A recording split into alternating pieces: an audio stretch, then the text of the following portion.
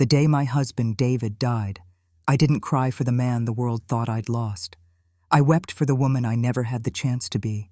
For 45 years, I was his perfect wife, his porcelain doll on a shelf, an exquisite object to be admired in the perfect house he had built.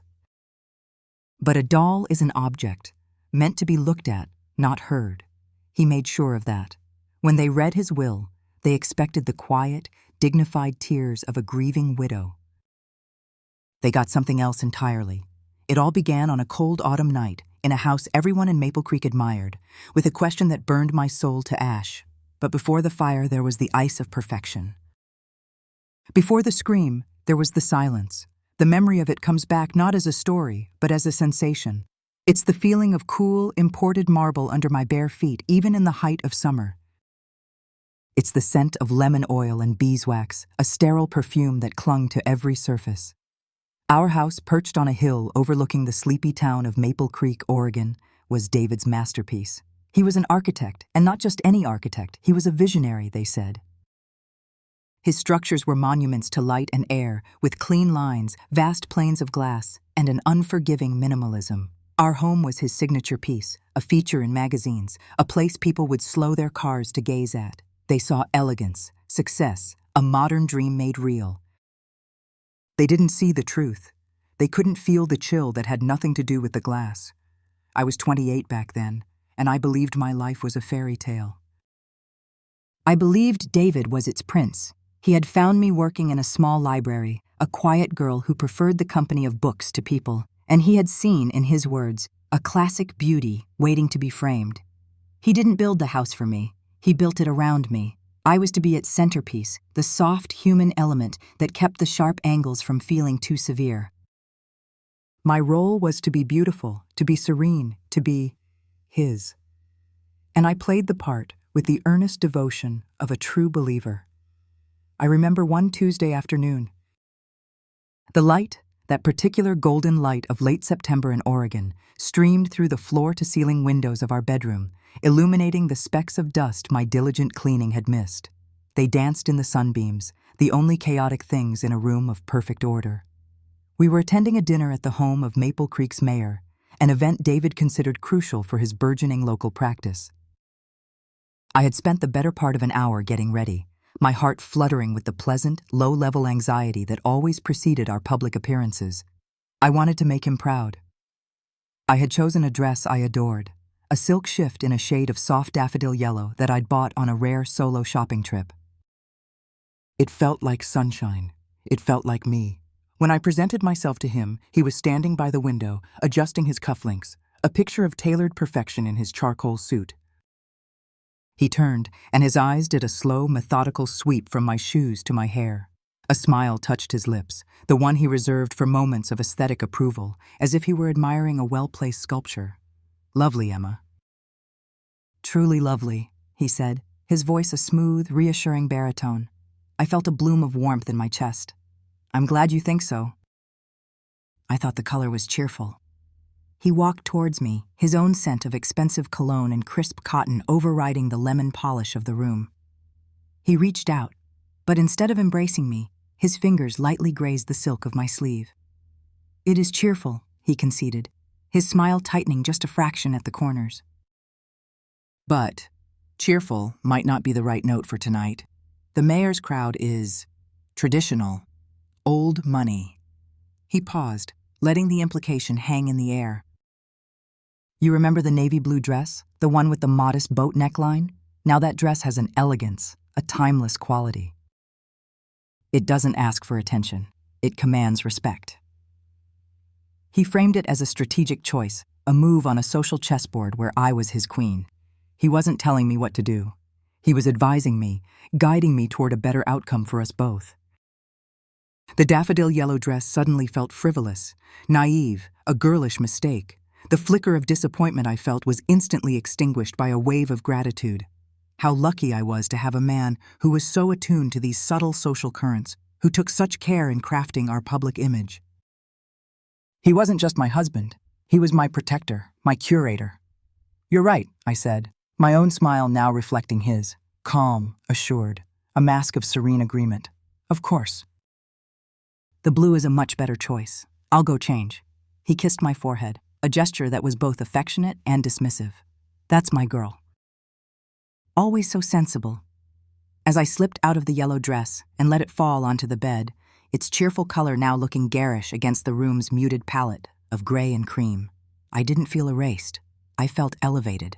I was becoming the woman he saw, a woman of elegance and substance. I zipped up the navy blue dress, its fabric constricting and formal, and when I looked in the mirror, I saw a woman who belonged in David's world, in David's house. I saw a stranger, but I told myself it was the woman I was meant to become. This gentle curation extended beyond my wardrobe. It bled into every corner of my life.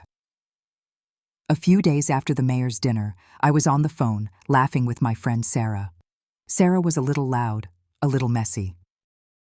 She had a raucous laugh and a tendency to show up at my door unannounced with a bottle of cheap wine and a scandalous piece of town gossip. She was a breath of fresh, untidy air in my sterile world. We were making plans for lunch the following week. David entered the living room as I was hanging up, his brow furrowed in that way that meant he was deep in thought. He'd been working on the blueprints for a new county courthouse, and his focus was absolute.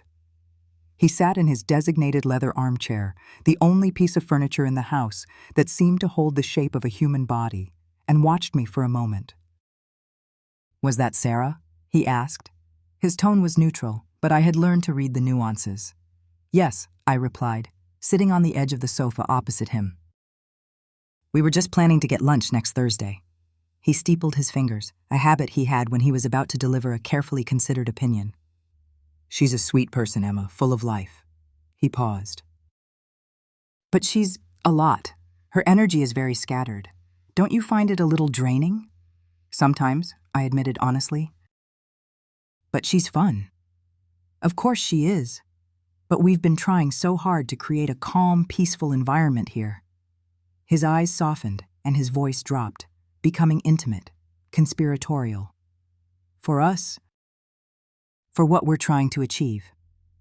He didn't need to say the word baby. It hung between us always, a silent, weighty presence. For 2 years we had been trying. 2 years of charting my cycles on a pristine calendar, of quiet, scheduled intimacy, of monthly disappointments that I felt as a personal failing. David's theory, which he'd gleaned from some medical journal, was that my sensitive disposition required an environment of absolute tranquility to be receptive to pregnancy. Stress was the enemy. Chaos was the poison. "I just worry," he continued, his gaze full of tender concern, "that the kind of high-strung energy Sarah brings into your life might be counterproductive. Maybe, just for a little while, it would be better to surround yourself with quieter influences, for your own well-being." He made it sound like a prescription for my health. He made it sound like my friendship with Sarah was a threat to our shared, sacred dream.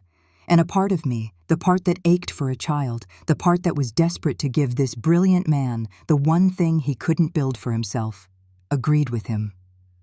A lunch with Sarah seemed like a foolish, selfish indulgence when compared to the monumental importance of starting our family.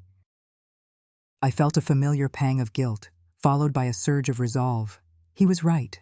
I needed to be more disciplined. I needed to eliminate any potential stress. It was a small sacrifice. "Perhaps you're right," I said, my voice quiet. "It's probably not the best time. I'll call her back and cancel." "Don't cancel," he corrected gently. "Just postpone." "Indefinitely. Tell her you've been feeling a bit run down. She'll understand." He smiled, relieved. "That's the wise choice, my love. I'm proud of you." I made the call, my excuses sounding flimsy and weak in my own ears. Sarah was audibly disappointed, but she accepted it, telling me to take care of myself.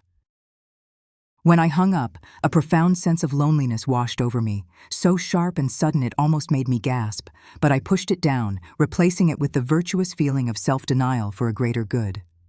I was pruning my life, trimming away the messy branches to help the central trunk grow strong. I was David's partner in this project, the project of our perfect future. The nights were the quietest. The house, with its great expanses of glass, would become a black box, reflecting our 2 small figures against the vast, dark Oregon sky. Often, we would lie in our large, minimalist bed, not touching, the space between us feeling as wide and empty as the living room downstairs. One such night, after another month had passed with no news, I felt the familiar sting of tears behind my eyes. I turned to him, my voice a small whisper in the dark. "David, do you think there's something wrong with me?" He turned on his side to face me, his silhouette crisp against the moonlight filtering through the window. He sighed, a sound of weary patience. "Emma, we've been over this. The doctor said we are both perfectly healthy. These things take time." "But it's been so long," I whispered, a single tear escaping and tracing a cold path down my temple. "Maybe my body is just broken." He reached across the space and placed a hand on my shoulder. His touch was firm, not comforting. It was the touch of a man steadying a trembling object. "Your body is not broken," he stated, his voice devoid of emotion. "It is a finely tuned instrument. We simply have to find the right conditions for it to play its music. No stress, the right diet, a calm mind. Everything must be in harmony."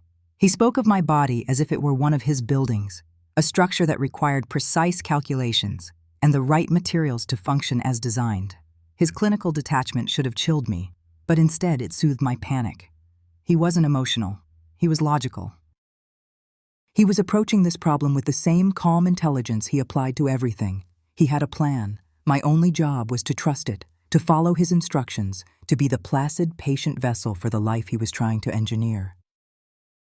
"I'm trying, David, I really am," I said, my voice thick with unshed tears.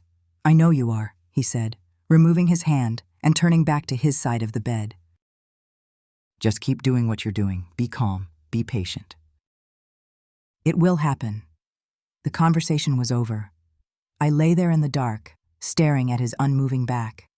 I felt the immense weight of my failure, and at the same time, an even more immense love for this man who was trying so hard to fix it. He was taking care of everything. He was protecting me from chaotic friends, from unflattering dresses, from the stress of the outside world. He was cultivating me, like a rare and delicate orchid in a climate-controlled greenhouse. And I was so grateful. I mistook the glass of the greenhouse for a lover's embrace. He built me a palace, but I didn't realize its walls were a cage. Every choice he made for me, he called it love.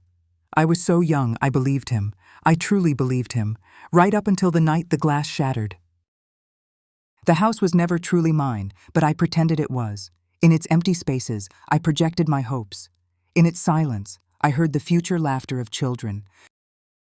I tended to it as if it were a living thing, polishing its surfaces until they shone, arranging its stark furniture into tableaus of domestic peace. I was its keeper, its ghost, its most valuable and fragile possession.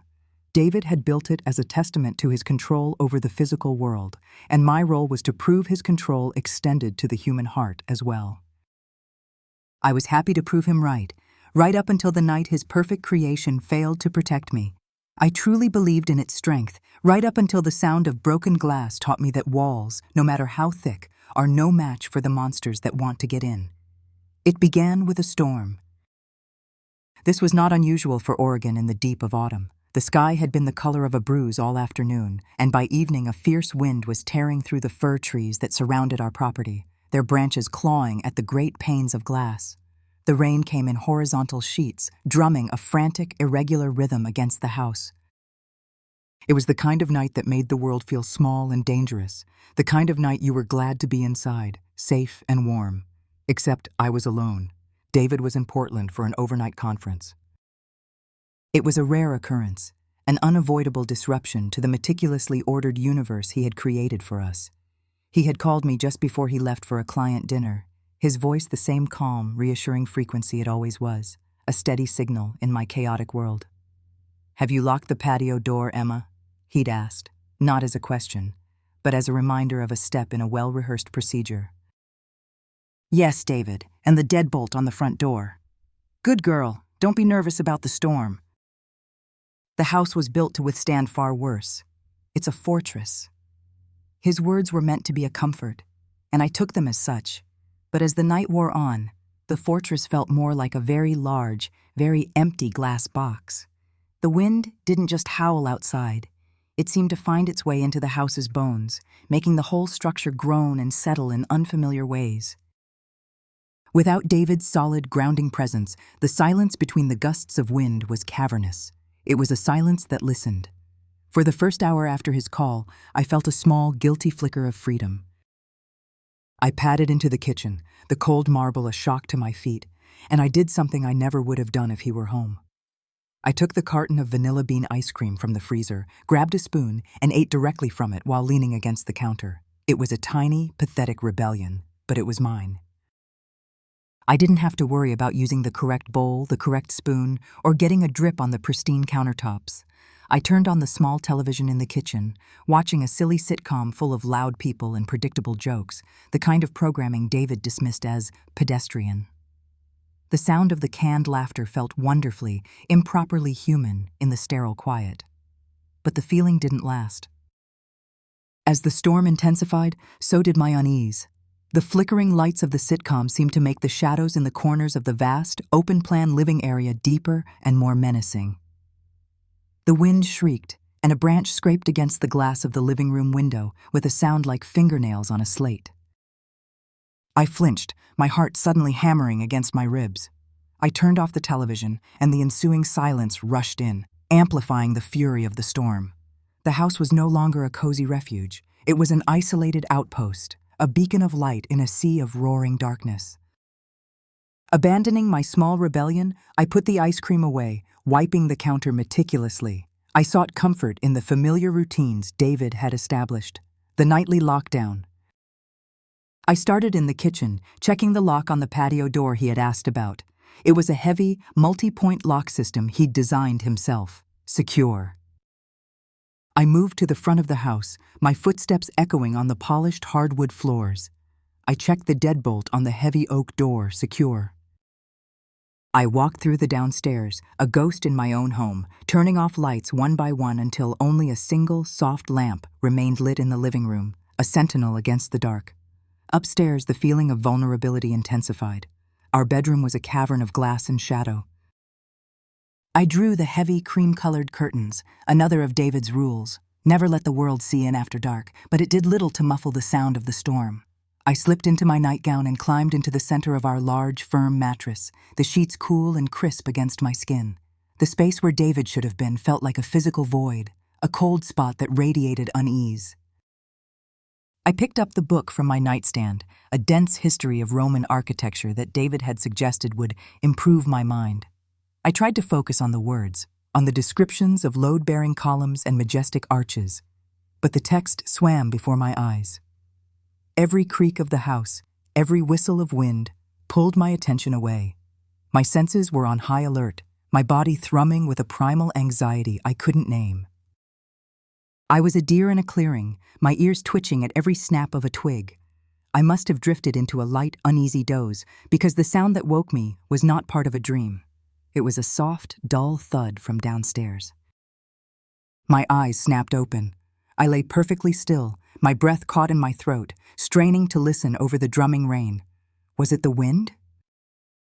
Had it knocked something over on the patio? It must be. The house was a fortress. David had said so. I tried to slow my racing heart, telling myself I was being foolish, letting the storm play tricks on me. And then I heard it. It was not a sound of nature. It was a sound of violence, a sharp, explosive, crystalline shatter. It was the sound of the world breaking. For a second, there was nothing, no thought, no breath, no movement. Just the ringing echo of broken glass in my ears, a sound so alien in this perfect house that my mind couldn't process it. Then, the paralysis broke, and a wave of pure, ice-cold terror flooded every cell in my body. A scream formed in my throat, a primal shriek of utter fear, but it died before it could make a sound, a stone of horror lodging itself in my airway. I couldn't move. I couldn't breathe. I pulled the heavy duvet up to my chin, a useless, childish shield. The storm outside seemed to fade into a dull roar, my entire universe shrinking to the sounds inside my own home. And there were new sounds. The crunch of glass under a heavy boot. Then footsteps, slow, deliberate. Not the rushed, frantic steps of a panicked burglar. These were the unhurried, confident steps of someone who had no fear of being caught, someone who knew he had all the time in the world. Thump, thump, thump. The sound moved across the hardwood floor below, heading for the stairs. My mind screamed, "Lock the door! Hide!" Do something, but my body was frozen, a statue carved from fear. I heard the creak of the bottom stair. He was coming up. Each step was a lifetime, a hammer blow against my sanity. I could hear the wet squelch of his shoes on the wood. He was bringing the storm inside with him. The footsteps stopped outside my bedroom door. The silence that followed was the most terrifying sound of all. I could feel him there, just on the other side of the thin panel of wood, listening, waiting. I squeezed my eyes shut, praying to a God I wasn't sure I believed in. Please, make him go away. Please, let this be a dream. The doorknob turned with an agonizingly slow click. The door swung inward without a sound. David insisted on well-oiled hinges. He was a silhouette, a hulking shape of darkness against the faint light from the downstairs lamp. He was tall, broad, dressed in something dark and heavy. His head was covered, his features completely erased by a dark stocking cap pulled low over his face. He stood there for a beat, letting my eyes adjust, letting the reality of his presence sink in. Then he moved towards the bed. As he came closer, a scent reached me, cutting through my fear. The raw, earthy smell of cold rain and the damp, animal smell of wet wool. He was silent. He never spoke a word. There was no threat, no demand. There was only a cold, methodical purpose. This was not an act of passion or rage. It was an act of clinical procedure. My mind, unable to process the horror of what was about to happen to my body, simply detached. It was a strange, floating sensation, as if I were hovering near the ceiling, looking down at a scene that couldn't possibly be real. I watched as this silent, faceless shape reached my bed. I saw the girl with my face, her eyes wide with a terror so profound it was completely still. I felt a crushing weight, a violation of not just my body, but of my very space, my selfhood. It was an erasure.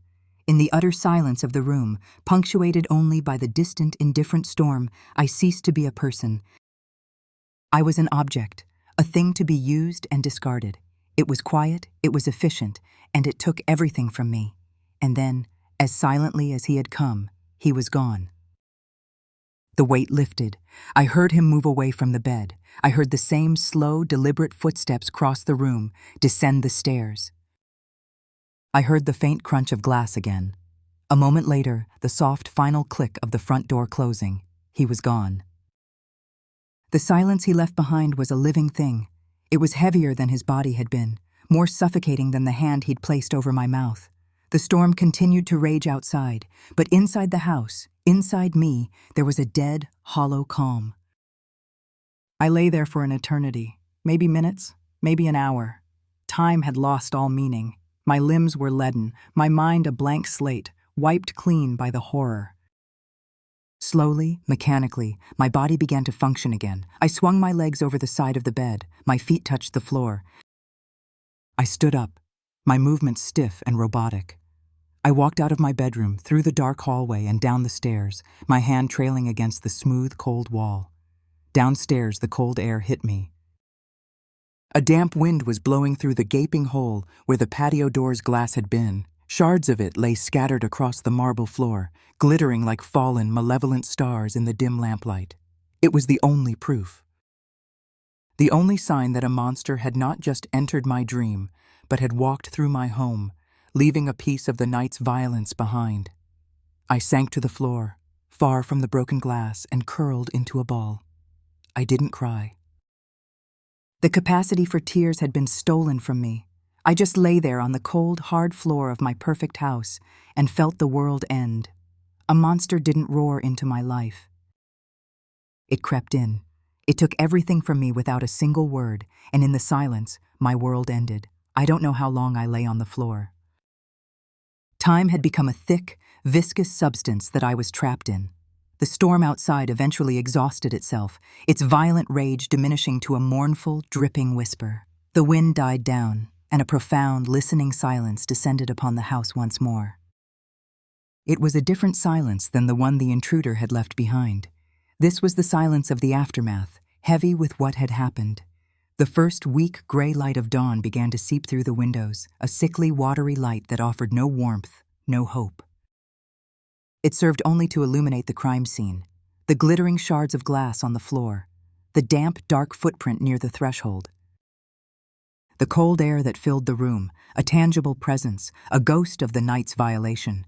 My body was a foreign country I no longer knew how to inhabit. I felt a deep, chilling ache in my bones, a sense of being fundamentally soiled, as if the dirt from his shoes was now under my own skin. I remember mechanically touching my shoulder, the spot where his heavy hand had gripped me, and then snatching my own hand away as if I'd touched a hot stove. The house, my supposed sanctuary, felt contaminated.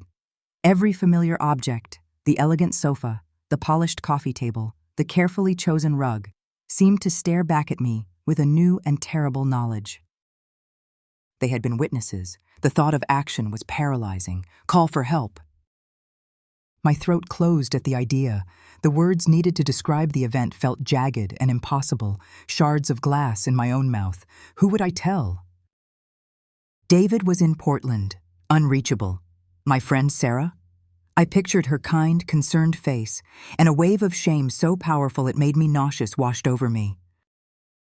How could I put this horror into words for her? And the police?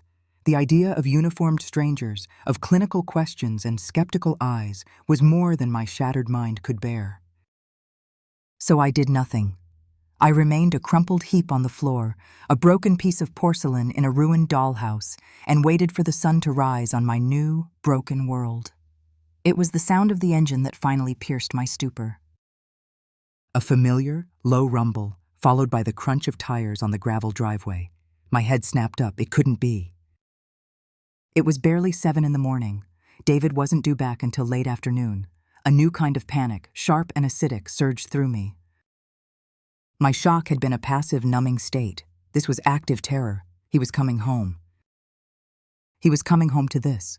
The architect was returning to find his masterpiece vandalized, and I was the one who had been on duty.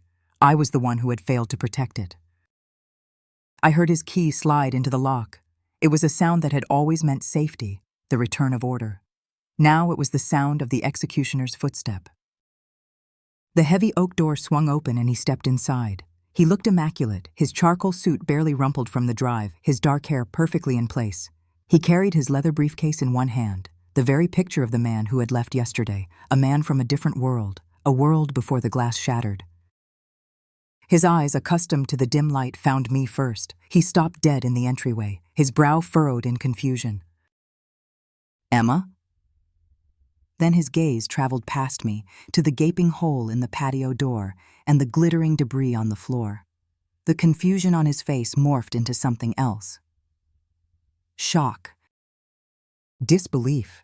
He dropped his briefcase. It hit the hardwood floor with a loud, authoritative thud that made me flinch. "My God," he breathed. "Emma, what happened?" In an instant he was across the room, kneeling beside me on the floor. His hands, usually so measured and controlled, were on my arms, his touch urgent. "Are you hurt? Did you fall? Talk to me." His voice was tight, with what sounded like genuine, frantic concern. His eyes searched mine, and for one fragile, foolish moment, a spark of hope ignited in the cold void of my chest. He's here. He will fix this. He will put the world back together. That tiny spark gave me the strength to speak. The words came out not as a coherent sentence, but as a series of choked, broken sounds. "A man," I gasped, my body starting to tremble violently, the shock finally giving way to tremors. "The door. He broke the glass. The storm." "Shh. It's okay," he murmured, his voice a low, soothing hum. He gently helped me to my feet, his arm a steel band around my waist, guiding my trembling legs to the sofa.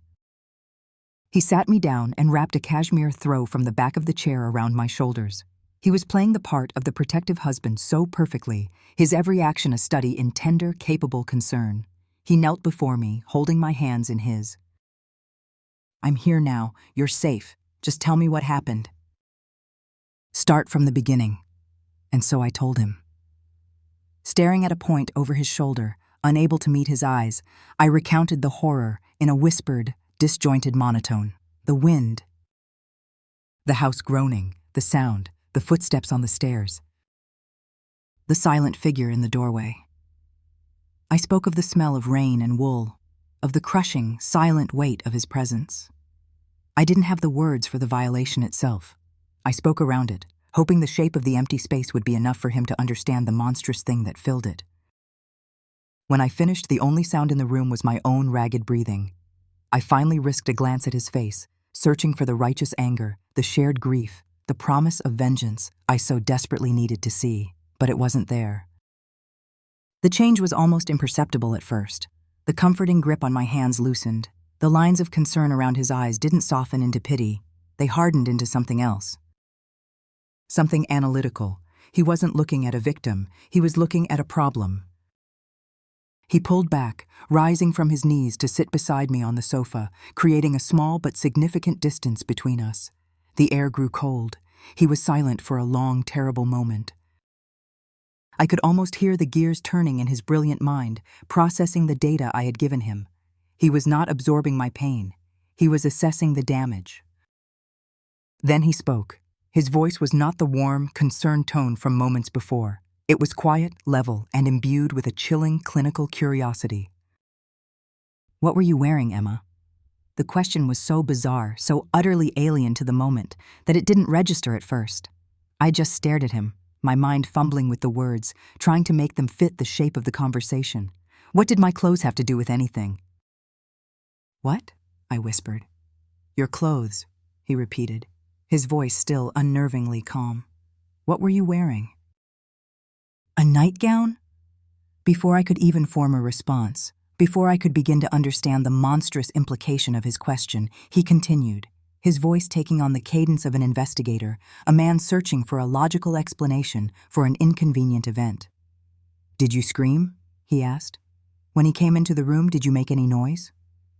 I shook my head, mute. "Did you fight back?" he pressed. "Did you try to push him away?" The questions were like small, sharp slaps to the face.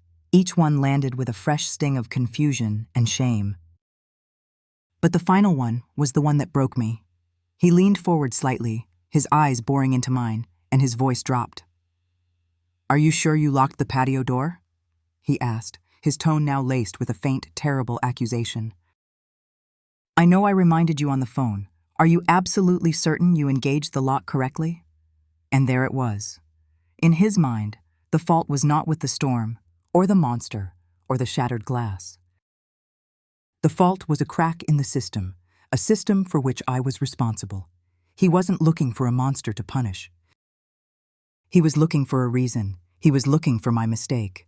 A different kind of horror began to dawn on me, a horror far colder and deeper than the fear I had felt during the night. The man who had attacked me was a stranger, but this man, the one sitting next to me, inspecting my trauma for flaws in my own behavior, this was my husband. My voice was a thread. We have to call the police." "No." The word was instant, sharp, and absolute. It was not a suggestion. It was a command. He stood up, pacing in front of me, his composure now fully restored. He was in control again. "Absolutely not. We are not involving the police in this." "But think about it, Emma," he said, turning to face me, his expression one of frustrated reason. "Think of the process. They would come here, swarm the house. They would ask you unspeakable questions. They would take you to a hospital. They would make you endure a physical examination that would be its own kind of violation. And for what? So the story can be leaked to the local paper? Architect's wife and home invasion scandal. Our names, our lives, dragged through the mud. My career, the reputation I have spent years building in this town would be destroyed. Is that what you want?" He didn't wait for an answer. He saw the broken, confused look on my face and took it as agreement. "No," he concluded, his voice softening once more, but this time it was the condescending softness one uses with a hysterical child. The only way to handle this is with discretion. We fix the door. We clean up this mess. We put it behind us and move on. It's the only way to protect our life. To protect us. He didn't see me. He saw a threat to the perfect life he had constructed. He saw a mess that needed to be cleaned up before the neighbors could see. Without another word to me, he walked to the phone, his back straight, all business. He was already making a call, his voice calm and authoritative, not to the police, but to a glazier he knew, arranging an emergency repair. He hung up and turned back to me, his face a mask of resolute control. "Go upstairs, Emma," he said, his voice gentle but firm. "Take a shower, a long, hot one. Wash it all away. By the time you come down, this will all be taken care of." I stared at him, at this man who was my husband, who was erasing my reality, my trauma, with a phone call and a command. I was too broken to argue, too hollowed out to fight. Numbly, I stood up and walked towards the stairs, my legs moving on their own accord. I was a doll, being put back on the shelf after a terrible accident. As I climbed the stairs, each step an immense effort, a cold, clear thought rose through the fog of my shock. It was a moment of terrible clarity, a truth that would become the cornerstone of my new life. In that moment, the stranger who attacked me disappeared. A new monster had taken his place, and this one wore my husband's face. He didn't want to heal my wound. He wanted to inspect it, to see if I was to blame. That shower was meant to be a baptism, a washing away of the night's sins, or so David intended. As I stood under the scalding spray, the water felt like a punishment, not a purification. I scrubbed my skin with a harshness that bordered on violence, scraping away at layers of myself, trying to reach the deep, indelible stain he had left behind. But the filth wasn't on my skin. It was in my soul, a toxic ink that had seeped into my very being. The man who had attacked me had violated my body, but David, with his quiet commands and gentle tyranny, was beginning to violate my mind. When I finally emerged, wrapped in a thick towel, my skin red and raw, the house was already being mended. A man in overalls was carefully fitting a new, perfect pane of glass into the patio door frame. David was overseeing the work, his voice calm and professional, pointing out a small imperfection in the seal. He was rebuilding the wall, erasing the evidence. He glanced up as I descended the stairs, a faint, approving smile on his lips. "Feeling better, darling?" he asked, as if I were recovering from a common cold. I couldn't speak. I just nodded, a puppet whose strings he held. The glazier didn't look at me, his eyes focused on his task, but I felt his presence as an intrusion, another stranger in my home. By noon, he was gone, and the house was once again seamless and whole. There was no sign of a break-in. No sign of the violence. It was as if it had never happened, and that was the most terrifying thing of all. David took the rest of the week off from work. He called it a necessity, a chance to help me recover. I now know it was an act of surveillance, the first step in constructing my cage. The new rules of our existence were established not with anger or argument, but with his unassailable logic of loving concern. The first test came that afternoon. The telephone, a black rotary beast on a table in the hall, shrilled its jarring ring. I flinched, my whole body tensing. Before I could even think to move towards it, David was there, lifting the receiver with a smooth, practiced motion. "Crawford Residence," he said, his voice warm and welcoming. His expression shifted. "Sarah, how lovely to hear from you." He listened for a moment, his eyes on me. I could hear the faint, energetic squawk of my friend's voice on the other end. "Oh, she's not doing too well, I'm afraid," David said, his own voice dropping into a register of deep, husbandly worry. "A terrible flu bug has laid her low. High fever? She's resting in bed right now, poor thing. The doctor said she needs absolute quiet for a few days." He paused again. "No, definitely no visitors." "You know how Emma is. She'd feel she had to entertain you. I'll be sure to give her your love. Thanks for calling, Sarah." "Bye now." He replaced the receiver with a soft, final click. The silence descended again. He turned to me, his face a mask of tenderness. "I hope you don't mind," he said. I just knew a long phone call would be too much for your nerves right now. It's best to keep things quiet. We need to protect you from any stress. I stood there, a protest lodged somewhere in my chest, a weak, fluttering thing that couldn't find its way to my lips. What could I say? He was right. A long phone call did feel like too much. The thought of trying to sound normal to Sarah, of lying about my well-being, was exhausting. David had simply taken the burden from me. It felt, in that moment, like a kindness. I didn't recognize it as the first bar being slid into place. The mail became his domain. The next morning, I heard the familiar clink of the mail slot. David, who was reading the paper in his armchair, rose immediately. "I'll get it," he said, waving me back down as I made a move to get up. He returned with a small stack of envelopes, sorting through them at the dining table. He passed me a glossy catalog for a department store and a bill from the electric company. A small blue envelope addressed to me in my mother's familiar, loopy handwriting he placed to the side. "Just bills and junk," he said breezily. "I'll take care of it all. No need for you to worry your pretty little head about it." He saw me looking at the blue envelope. "Ah, a letter from your mother." "I'll put it on my desk. You can read it when you're feeling a bit stronger. No point in getting worked up over family news right now, is there?" He was screening my connection to the outside world, filtering it, curating it, just as he curated my wardrobe. He was building a wall around me, brick by brick, and calling it a sanctuary. The house itself began to change from a home into a cell. It was a beautiful, spacious cell, with magnificent views of my own imprisonment. After a few days of existing in a sleepless, anxious haze, I felt a desperate, primal urge for fresh air. The autumn leaves were at their peak, a riot of crimson and gold, and the thought of just walking down our long driveway and feeling the crisp air on my face felt like a physical need. David was in his study, arranging blueprints. I stood in the doorway, clutching the lapels of my robe. "I think I might go for a short walk," I said, my voice sounding rusty from disuse. He looked up, his focus shifting from his work to me instantly. He laid down his pen and came over, taking my hands in his. His hands were warm, mine were ice cold.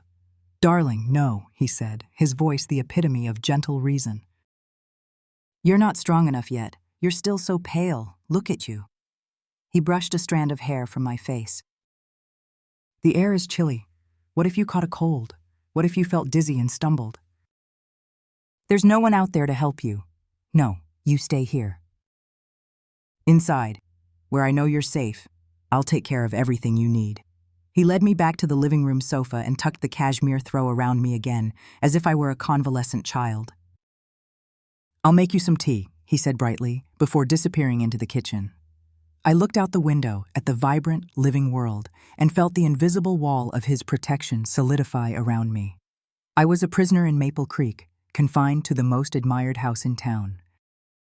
The days bled into one another, a seamless, gray tapestry of nothingness. I became a ghost in my own home, wandering its silent, sunlit rooms with no purpose. I stopped caring about my clothes, shuffling around in the same robe day after day.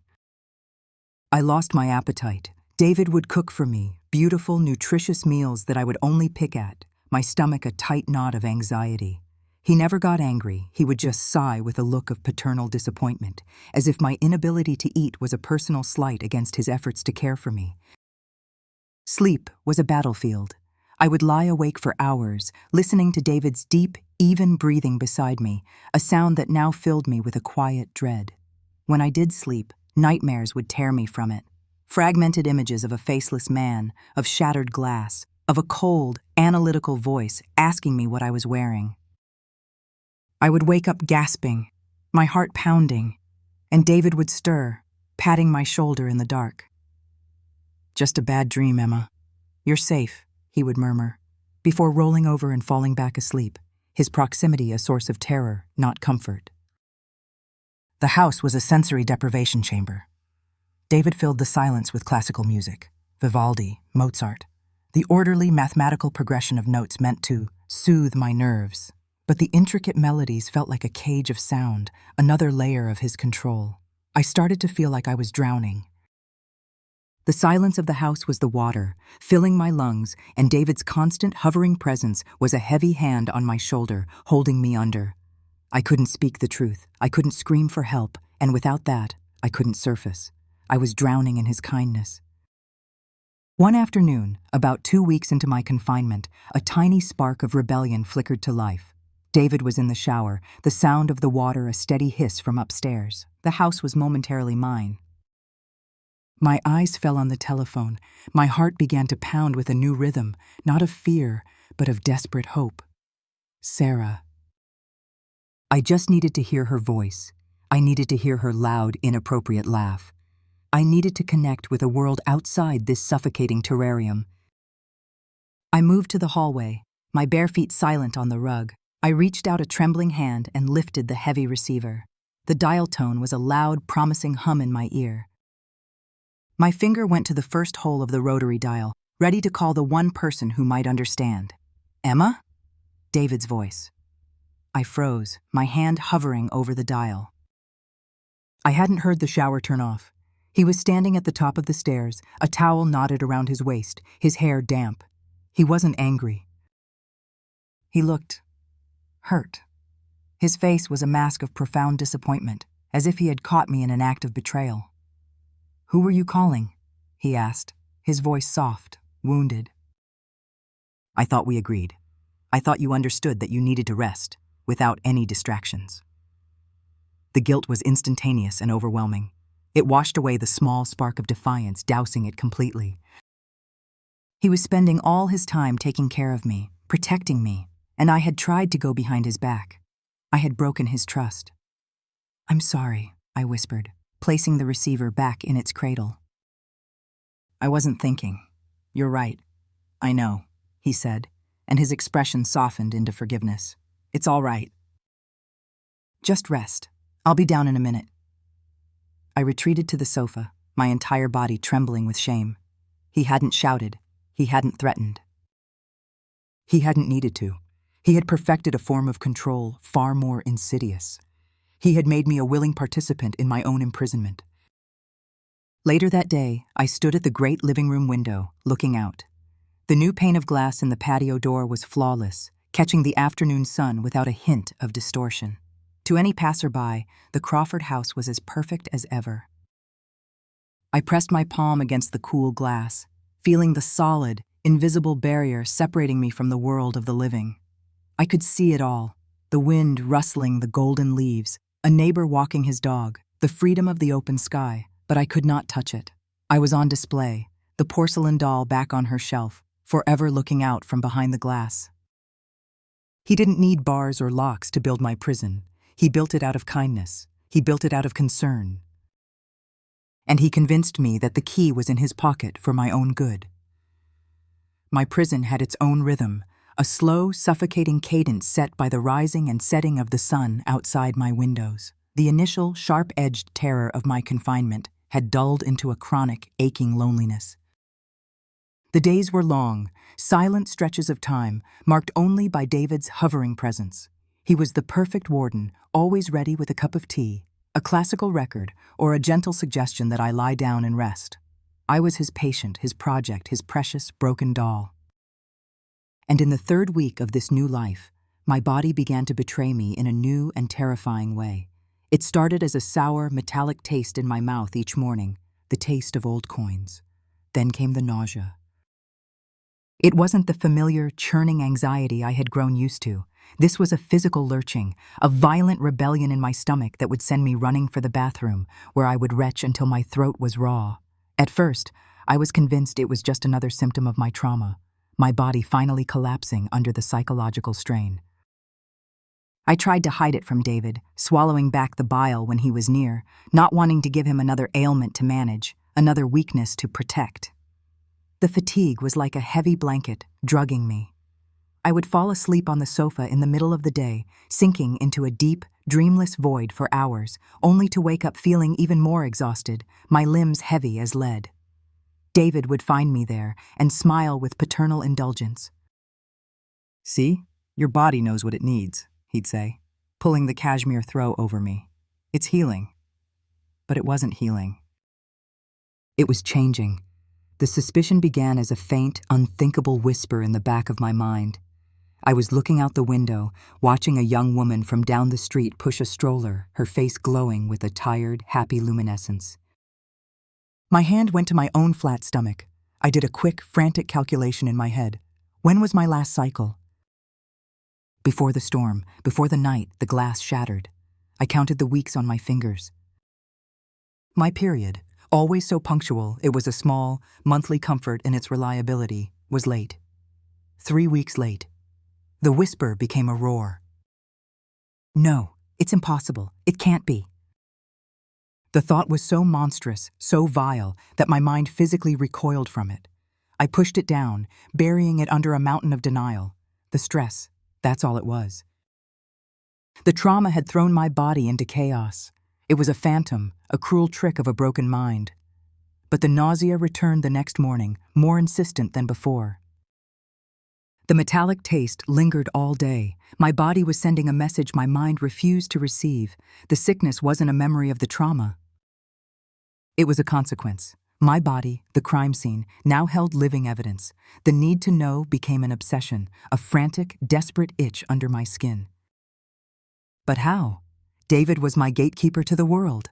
I couldn't just ask him to go to the pharmacy for a pregnancy test. The lie came to me in a flash of cunning I didn't know I possessed. It was my first act of calculated deception since my imprisonment began. That evening, I feigned a splitting headache. I lay on the sofa, a hand pressed to my temple, moaning softly. It wasn't entirely a lie. A dull, persistent headache had been my companion for weeks. David, of course, rushed to my side. "What is it, Emma? Another nightmare?" "My head," I whispered. "It's pounding." "The aspirin isn't helping. There's a special kind of chamomile tea my mother used to give me, from the health food section at the pharmacy. It's the only thing that ever works." He looked at me, his brow furrowed with concern. "The pharmacy is still open for another hour," he said, already thinking. "All right." "Don't you move, I'll be right back. Just lie still and keep your eyes closed." He kissed my forehead and was gone, the sound of his car engine fading down the driveway. The moment he was gone, I was a blur of motion. My feigned weakness vanished. Adrenaline surged through me. Where would it be?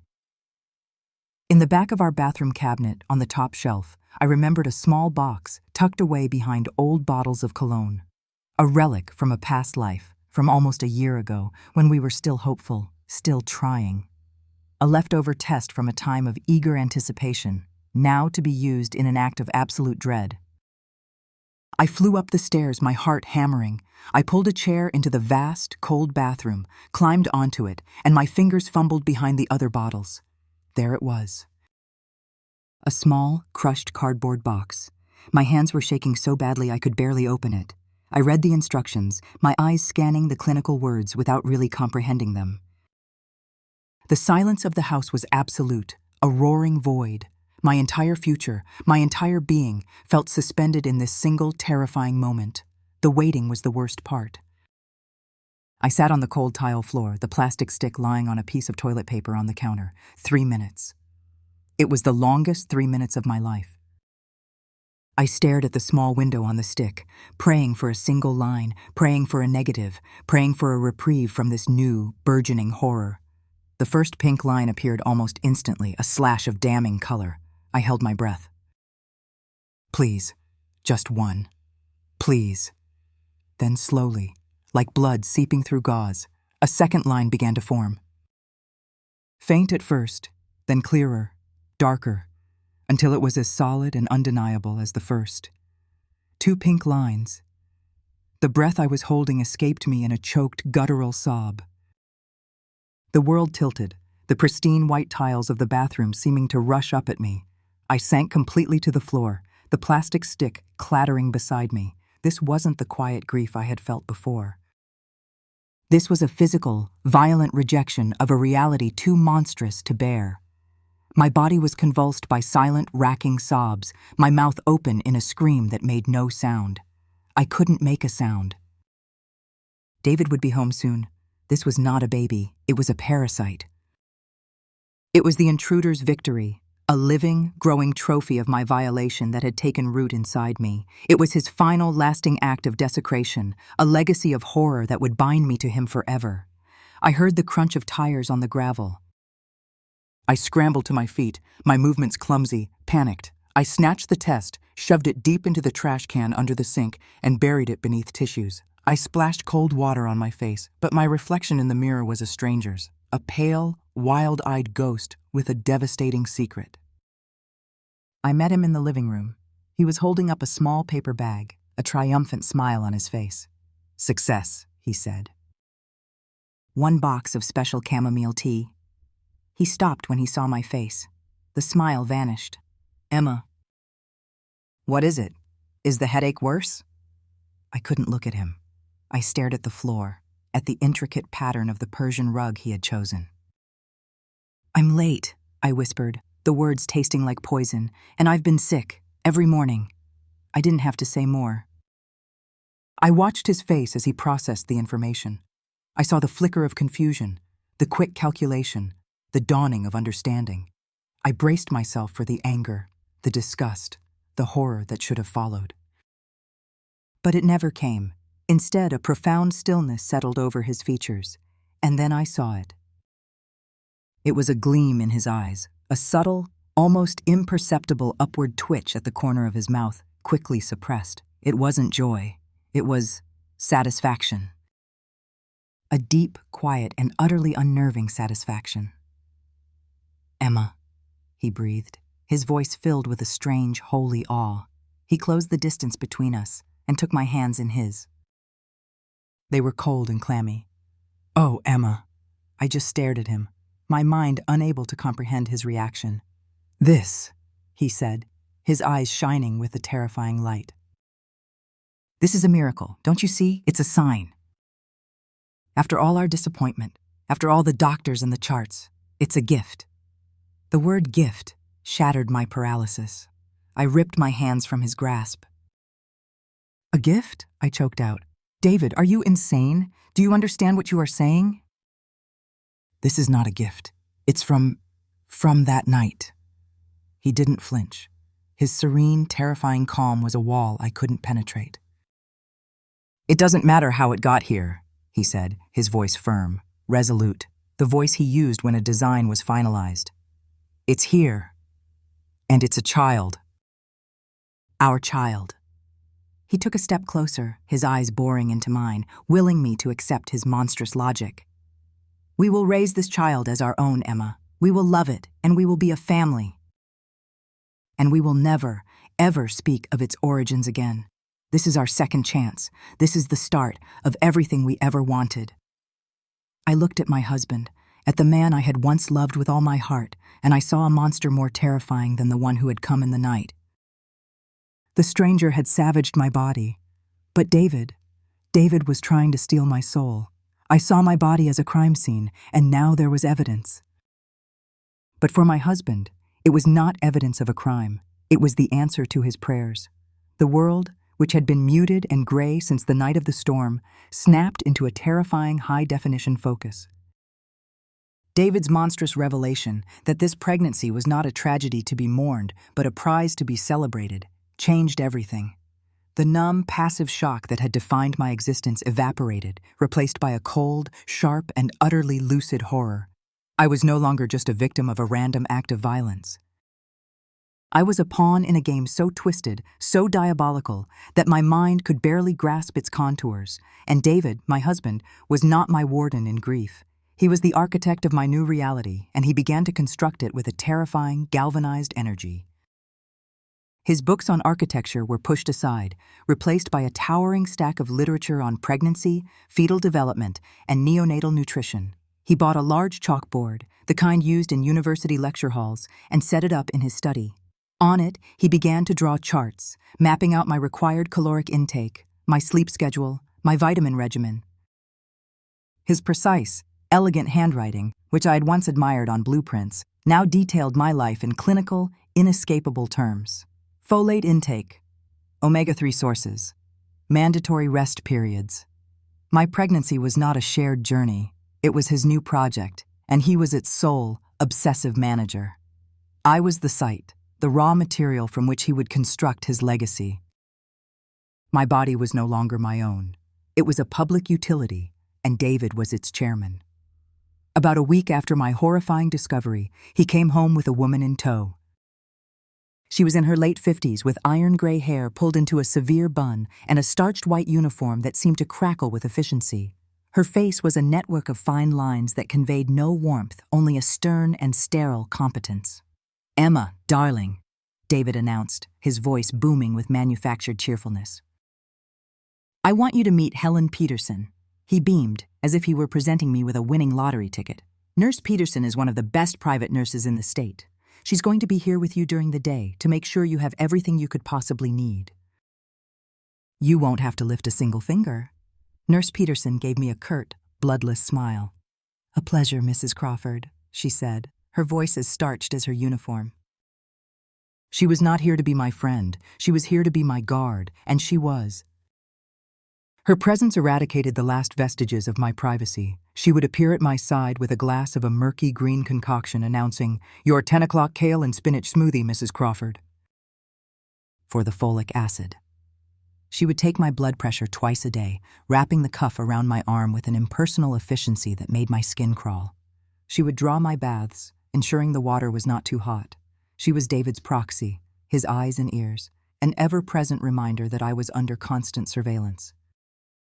One afternoon, I felt a desperate craving for something salty, something real.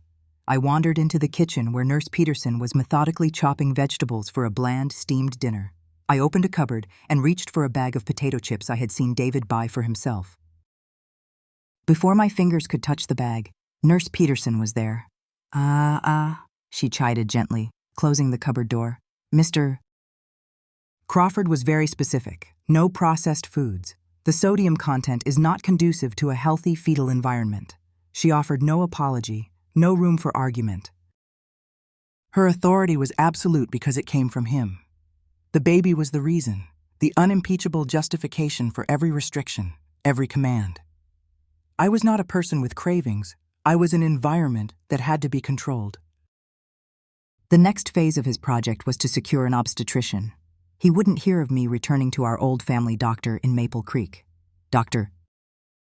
Adams is a fine man for coughs and colds," David declared one evening, looking up from a medical journal. "But this is far too important to be left to a small-town GP. I've done my research. There's a Dr. Anya Sharma in Eugene. She's the head of obstetrics at the University Hospital, a leading researcher in high-risk pregnancies. She is the best. And my child," he said, his eyes gleaming, "deserves the best." The trip to Eugene was the first time I'd left the house in over a month, but it was no escape. David drove, his hand resting proprietarily on my knee. He talked the entire way, not to me, but at me, detailing Dr. Sharma's credentials, her published papers, the questions he intended to ask her.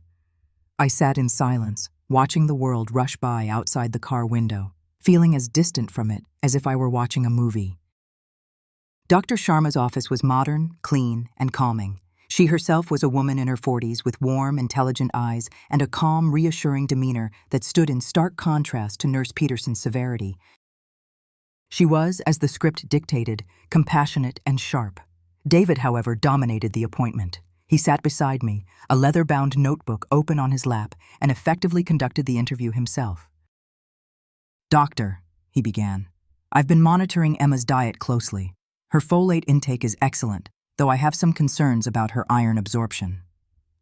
He proceeded to list my symptoms, my sleep patterns, my moods, as if he were delivering a corporate report. Dr. Sharma listened with a practiced, patient smile, her eyes occasionally flicking from David to me. When he finally paused for breath, she turned her full attention to me, her warm gaze cutting through his oppressive monologue. "And how are you feeling in all of this, Emma?" she asked, her voice gentle. "Pregnancy can bring up a lot of anxiety, even under the best of circumstances." I felt a sudden, desperate urge to tell her everything, to scream the truth in the sterile safety of her office. But I looked at David, sitting right there, his face a mask of pleasant, attentive concern, his leg pressed against mine, the words caught in my throat. What could I say? My husband orchestrated my rape and is now micromanaging the resulting pregnancy? It sounded insane. I would be the one they sedated. I'm just tired, I whispered, dropping my gaze to my hands, which were twisted into a knot in my lap. Doctor. Sharma held my gaze for a moment longer. I saw something flicker in her eyes, not pity, but a sharp professional curiosity, a question mark. She saw something, but she didn't know what it was yet. She turned back to David. Well, Mr. Crawford, you are certainly a very involved husband. Now, if you'll excuse us, I need to perform a physical examination on my patient. Alone. The gentle emphasis on the word patient was the first time in weeks anyone had acknowledged me as a distinct entity from David. The small victory was short-lived. David conceded with a gracious smile, but he waited just outside the door, his presence a palpable weight. The drive home was filled with his triumphant analysis of the appointment. She's excellent, he declared. Sharp, thorough. Exactly what we need. He didn't ask me how I felt. He didn't seem to notice the single tear that escaped and traced a cold path down my cheek. His obsessive kindness became the texture of my life. He was a zookeeper, and I was his rare, precious panda, pregnant with the zoo's next main attraction. He would bring me a bowl of walnuts, explaining, omega-3s for fetal brain development, darling. He bought a HEPA filter for the bedroom, insisting that airborne particulates could be harmful. He read to my belly every night, not children's stories, but passages from Plato's Republic, convinced he was instilling a love of philosophy in the womb. My body was a temple, and David was its high priest, its sole worshiper. He talked about it as if I weren't there. We need to make sure the body is getting enough deep, restorative sleep, he'd say to Nurse Peterson. He talked about the baby with a chilling possessiveness. It was my child, my son. He was unshakably convinced it was a boy, my legacy. He had trapped me in a cage of unimpeachable kindness. How could I complain? He was, to all outward appearances, the most devoted, caring husband a woman could dream of. To fight against his care would be to seem ungrateful, unstable, a bad mother. He had insulated me with his love, and it was suffocating me.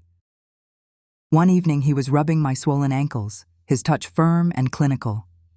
I sat stiffly on the sofa, unresponsive, staring at the wall.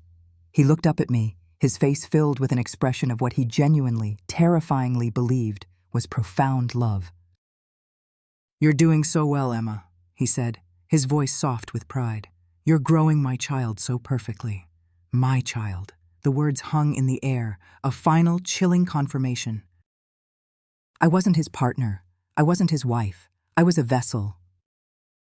A container. He tended to me with the meticulous care of a master gardener tending to a prize-winning rose. He watered me, fed me, protected me from the elements.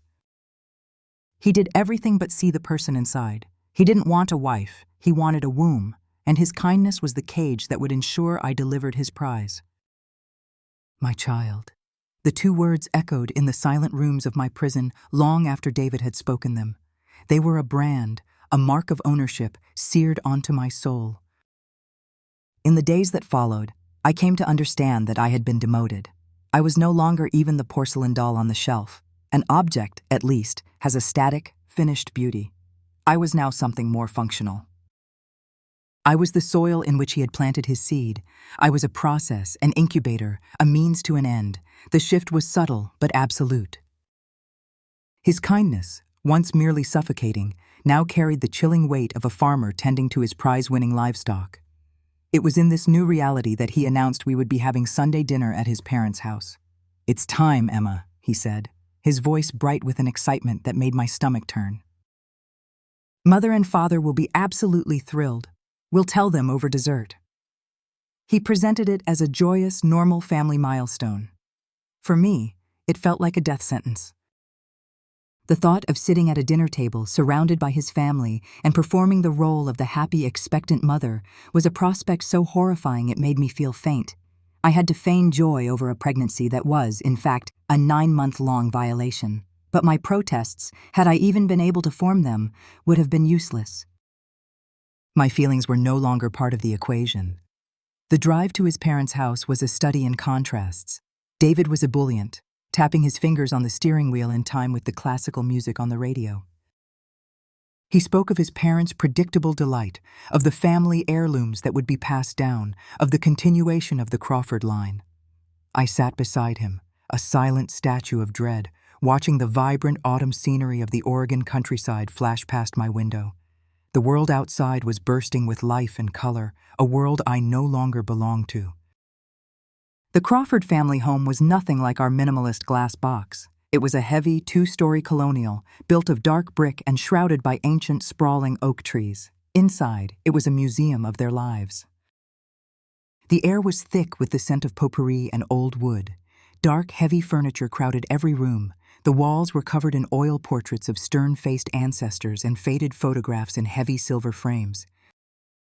Where our house was a testament to empty space, this house was filled to bursting with the oppressive weight of history. David's parents, Richard and Eleanor, greeted us at the door. Eleanor was a bird-like woman with David's sharp eyes and a nervous, fluttering energy. She immediately enveloped David in a hug, then turned to me, her hands hovering over my stomach as if she could already see the baby there. Richard was a taller, quieter version of his son, a man who seemed to observe the world from a reserved distance, a faint air of disappointment clinging to him like the scent of pipe tobacco on his sweater. The dinner was an agonizing performance. I smiled, I nodded, I murmured polite responses as Eleanor fussed over me, piling my plate with food while simultaneously warning me about the dangers of salt, soft cheeses, and stress. It was like listening to a distorted echo of her son. A baby. "Oh, David, your father and I were beginning to think it would never happen," Eleanor chirped after David made his grand announcement over a slice of apple pie. "A grandson, I hope," Richard added from his end of the table, a rare smile touching his thin lips. "A boy to carry on the Crawford name." Their joy was a physical force, pressing in on me, suffocating me. I felt like a complete imposter, a hollow vessel carrying a secret so dark it would incinerate this cozy domestic scene. At one point, Eleanor sighed dramatically. "If only your brother could get his life in order. It would be so lovely for this baby to have its uncle around." "Mother, let's not talk about Jake," David said, his voice tight with irritation. "You know how he is. He's a lost cause. He'll turn up when he needs money, and not a moment sooner." The name hung in the air for a moment. Jake, the troubled brother, the family disappointment. The conversation moved on, but the name stuck in my mind. I needed to escape. The air in the dining room was thick with their happiness, and I was choking on it. "I'm feeling a little faint," I whispered to David, a lie that was perilously close to the truth. "I think I just need a moment." Eleanor was instantly on her feet, fluttering with concern, but David waved her down. "It's just the pregnancy, Mother." "Let her be. The guest bathroom is down the hall to the left, darling." I nodded gratefully and fled, but instead of turning left, I found myself drawn down the hall to the right, towards a closed door at the end of the corridor. A faint light shone from underneath it. I pushed it open and stepped inside. It was Richard's study. The room was his sanctuary, lined with floor-to-ceiling bookshelves and smelling of leather and old paper. My eyes were drawn to the fireplace. The mantelpiece was crowded with silver frames, a gallery of the Crawford family's proudest moments. I moved closer, propelled by a morbid curiosity. I saw David as a gap-toothed boy in a baseball uniform, David as a confident teenager in a graduation gown, David on his wedding day, smiling beside me, a version of myself I no longer recognized. And then I saw the photograph.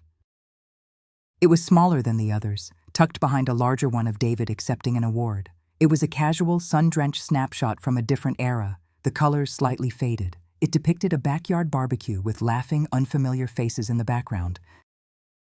In the foreground stood David, no older than 20, tanned and smiling, his arms slung in easy camaraderie around the shoulders of another young man. This other boy was thinner, paler, with a scruffy, resentful look on his face. He looked like a watered-down, less focused version of David. And I knew him. My breath hitched. The blood drained from my face, and a cold, roaring sound filled my ears.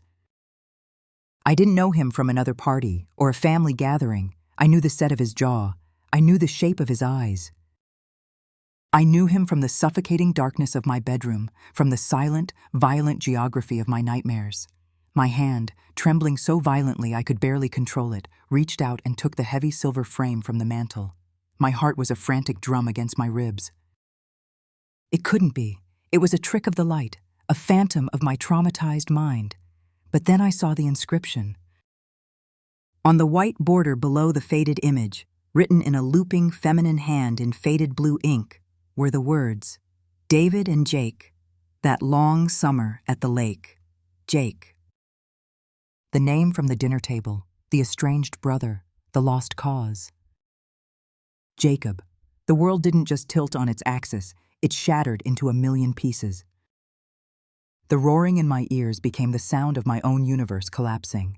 The assault wasn't random. The intruder wasn't a stranger. He had a name. He had a face. He had stood in this very house, had his picture taken, had been loved, or at least acknowledged, by these people. He was David's brother. The pieces of the puzzle, once a chaotic, meaningless jumble, now slammed into place with the force of a physical blow. David's bizarre calm after the attack, his refusal to call the police, his satisfaction at the pregnancy, his obsessive control. It wasn't just a monstrous reaction to a tragedy, it was the careful management of a conspiracy. He hadn't just benefited from my horror. He had arranged it. He had sent his own brother into our home to commit an unspeakable act, all to get the child he so desperately wanted. The evil of it was so profound, so absolute, it was almost beyond comprehension. It was the logic of a god, or a demon, remaking the world to suit his own desires. A floorboard creaked in the hallway outside. Panic, sharp and electrifying, shot through me. I had to put the photo back. My fingers fumbled with the frame, my movements jerky and robotic. But as I was about to slide it back into its place, a new cold resolve cut through my terror. I couldn't leave it. This was my proof. This was the one tangible thing in a world of psychological abuse that said I was not insane. With frantic, desperate haste, my fingernails worked at the backing of the frame, prying open the small metal tabs. I slid the photograph out. It felt thin and fragile in my hand, a flimsy piece of paper that held the weight of my entire world.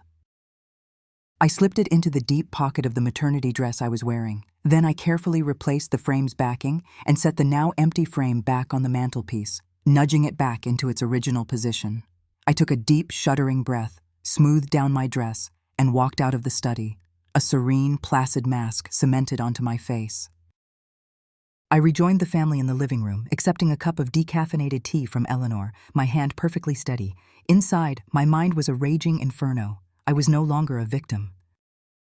I was a prisoner who had just found the key. The blood in my veins had turned to ice. It wasn't a stranger who had crept into my home.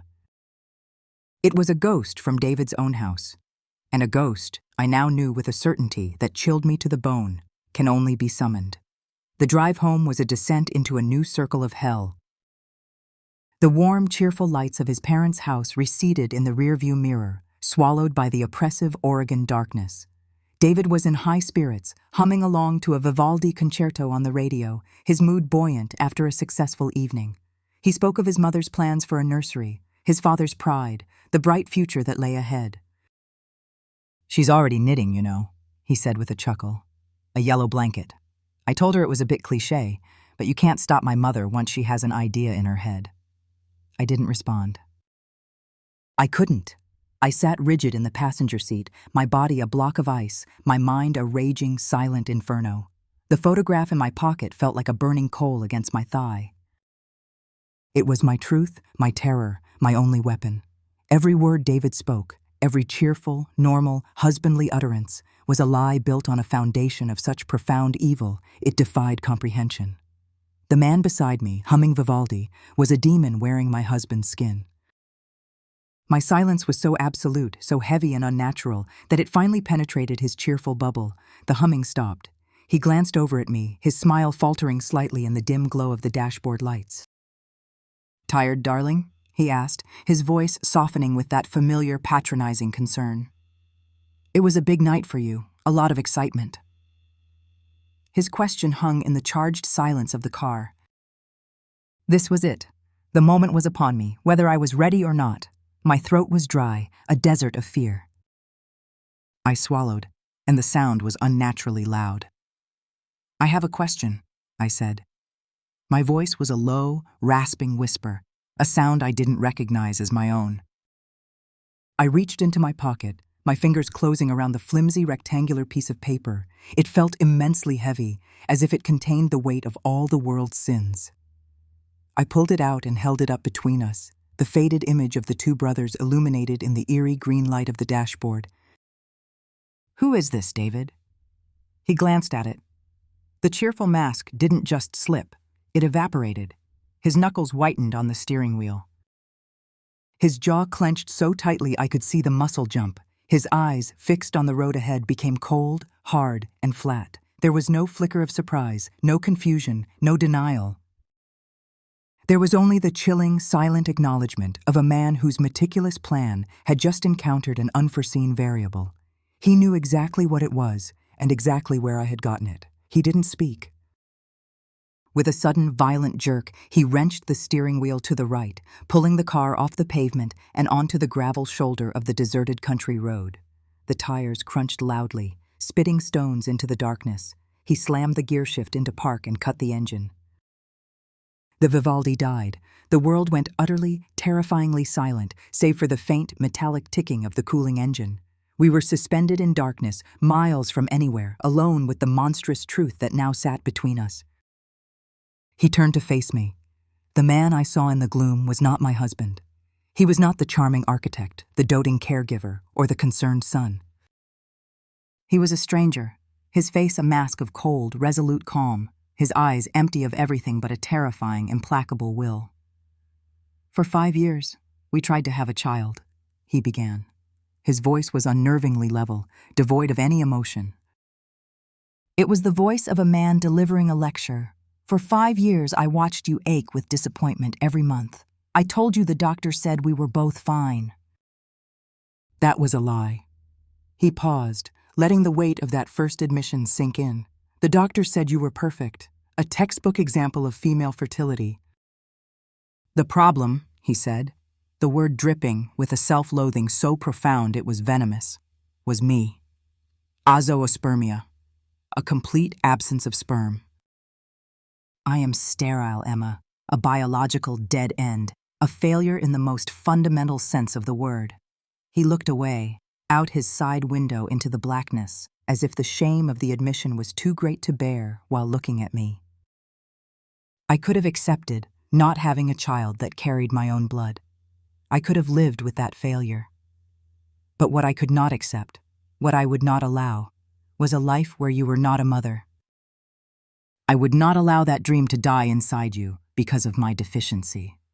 He turned back to me, his eyes gleaming with a feverish, insane logic. "Think about the options. Adoption. A stranger's child with none of your blood, none of your beauty, none of your grace. Unacceptable.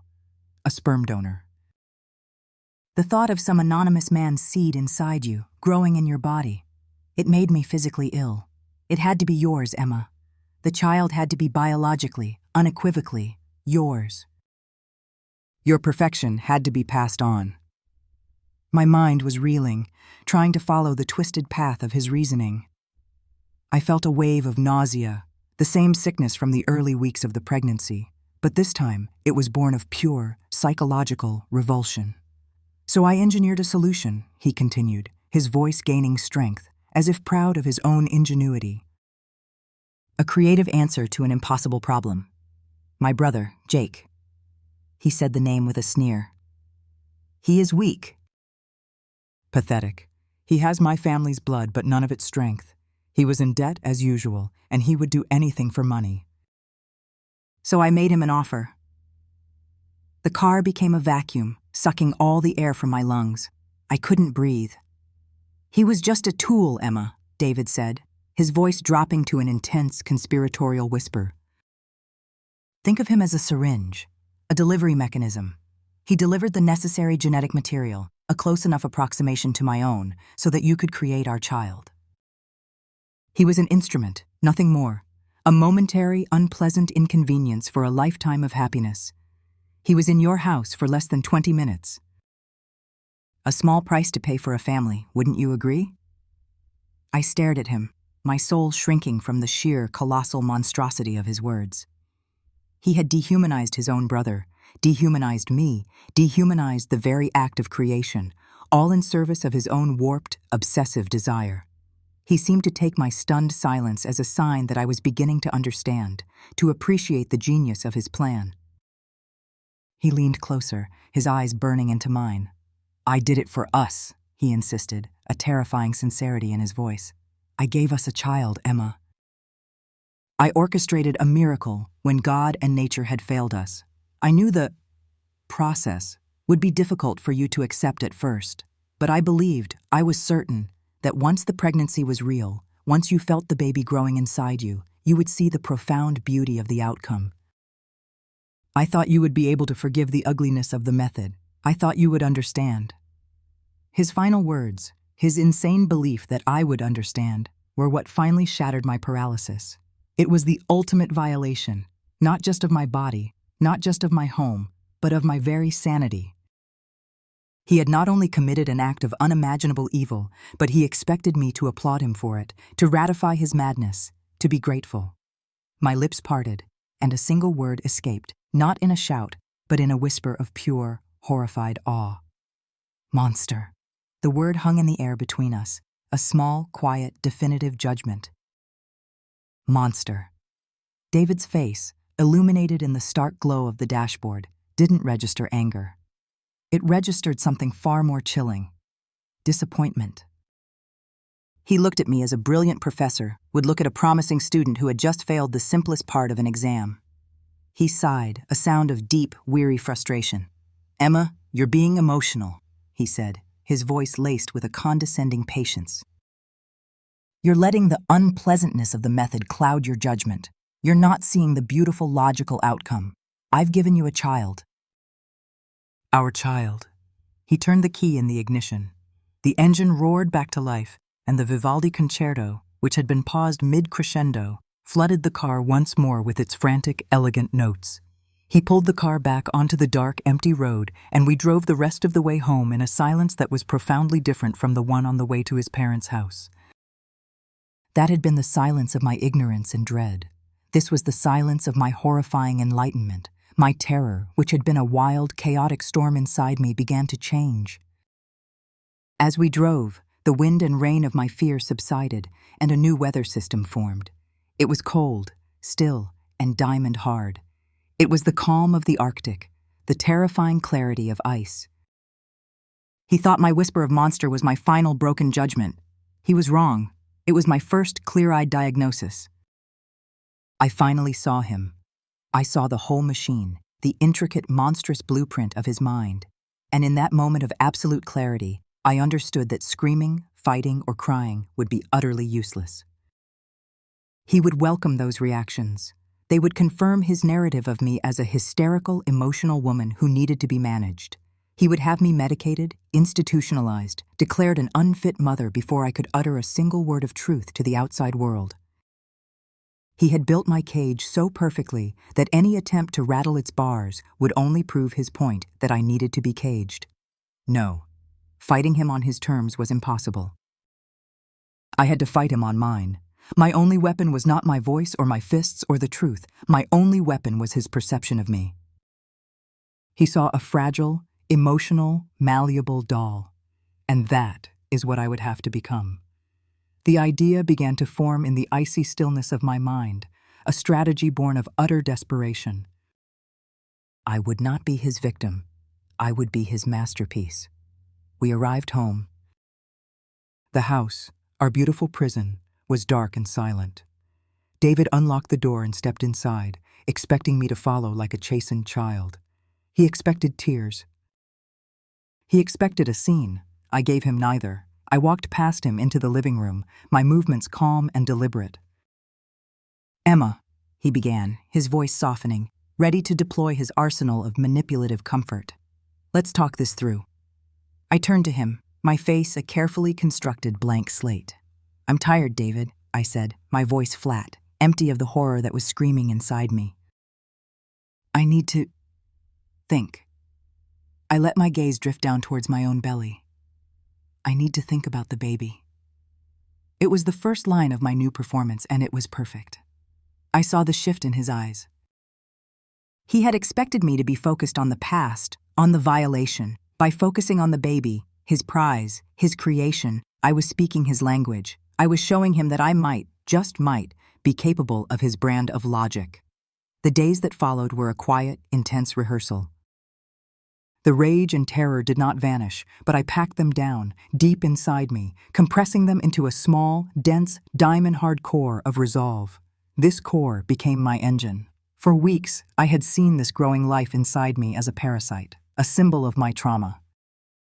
But that, too, began to change.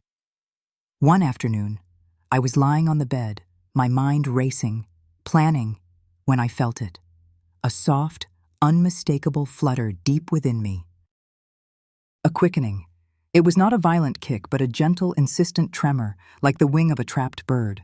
In that moment, the abstract horror of my condition became something else entirely. This was not just a symbol.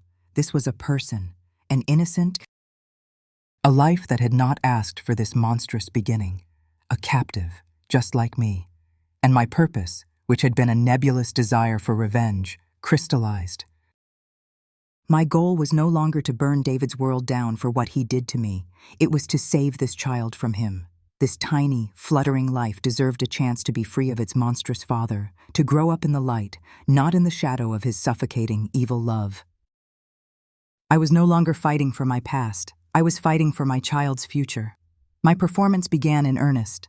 I became the model of a broken but healing woman, slowly coming to terms with a difficult reality for the sake of her unborn child. When Nurse Peterson brought me my glass of green sludge, I drank it without protest. "The baby needs to be strong," I would murmur, looking down at my stomach with a convincing facsimile of maternal concern.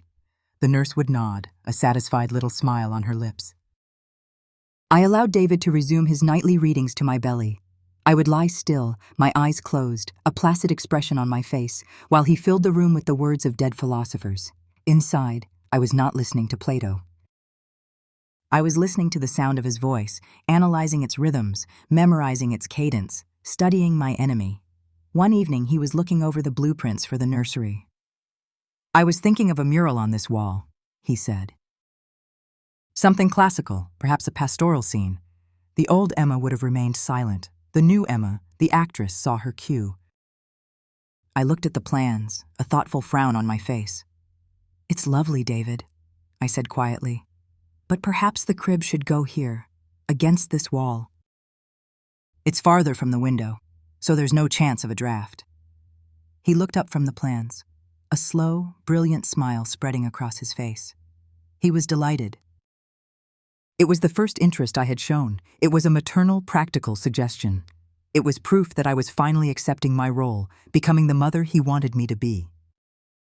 "That's an excellent idea, darling," he said, his voice warm with approval. "Brilliant, you see? You have a natural instinct for this." He saw a mother. He didn't see the strategist who had just ensured her child's crib would be on the opposite side of the room from its only means of escape. Every word I spoke, every gesture I made, was now a calculated move in a long, patient game. I smiled when he needed me to smile. I looked sad and contemplative when that was required. I became a mirror, reflecting the perfect, compliant, slowly healing wife he so desperately needed to see. And in his relief, in his pride at his own powers of persuasion, he became careless. He believed he had won. One night, I stood before the vast dark window in our bedroom.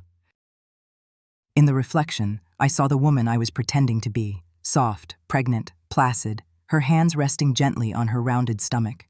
A perfect picture of impending motherhood, but my eyes were not soft. They were cold, and they were watching. He thought he had broken me, shattered me into a million pieces like the glass of the patio door. He had no idea that I was gathering those shards, patiently, silently, and learning how to use them as weapons. He thought he broke me, but you cannot break something that has been reforged in the fires of hell.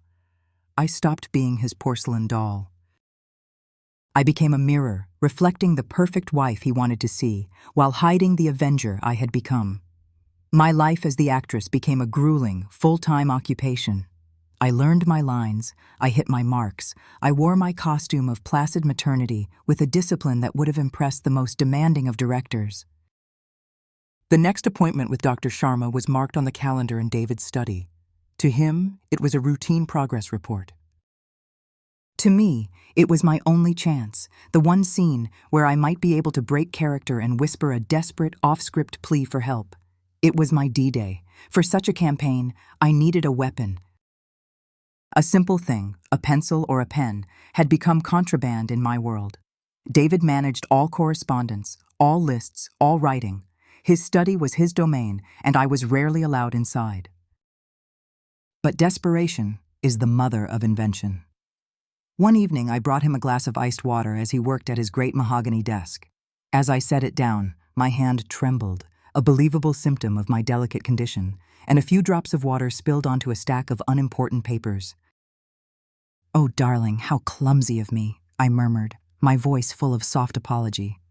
It's nothing," he said, irritated but distracted, grabbing a tissue to blot the water. In that brief moment of chaos, as his attention was focused on the damp papers, my other hand moved with the swift, silent precision of a thief. I palmed a tiny 2-inch pencil stub from a ceramic cup on his desk, the kind used for scoring golf, and slipped it into the pocket of my housecoat. My heart hammered against my ribs so violently I was sure he could hear it, but he noticed nothing. He was too busy restoring order to his perfect desk. Later that night, I stitched the tiny pencil into the inner seam of my maternity slip, where it lay hidden, a small, hard promise against my skin. The day of the appointment arrived, a crisp, bright autumn morning that felt like a mockery of my own inner turmoil. The car ride to Eugene was a familiar torture.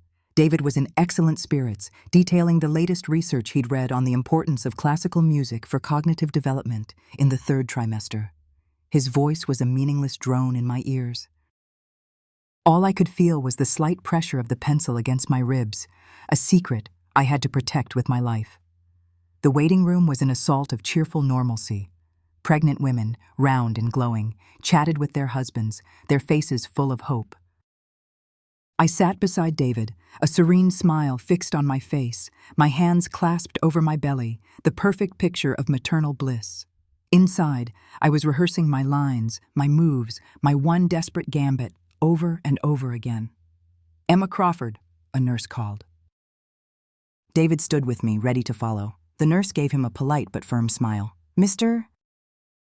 Crawford, the doctor will see Emma for the examination first, and then she'll call you in to discuss everything together."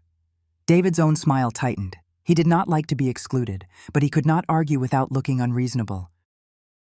"Of course," he said, sitting back down.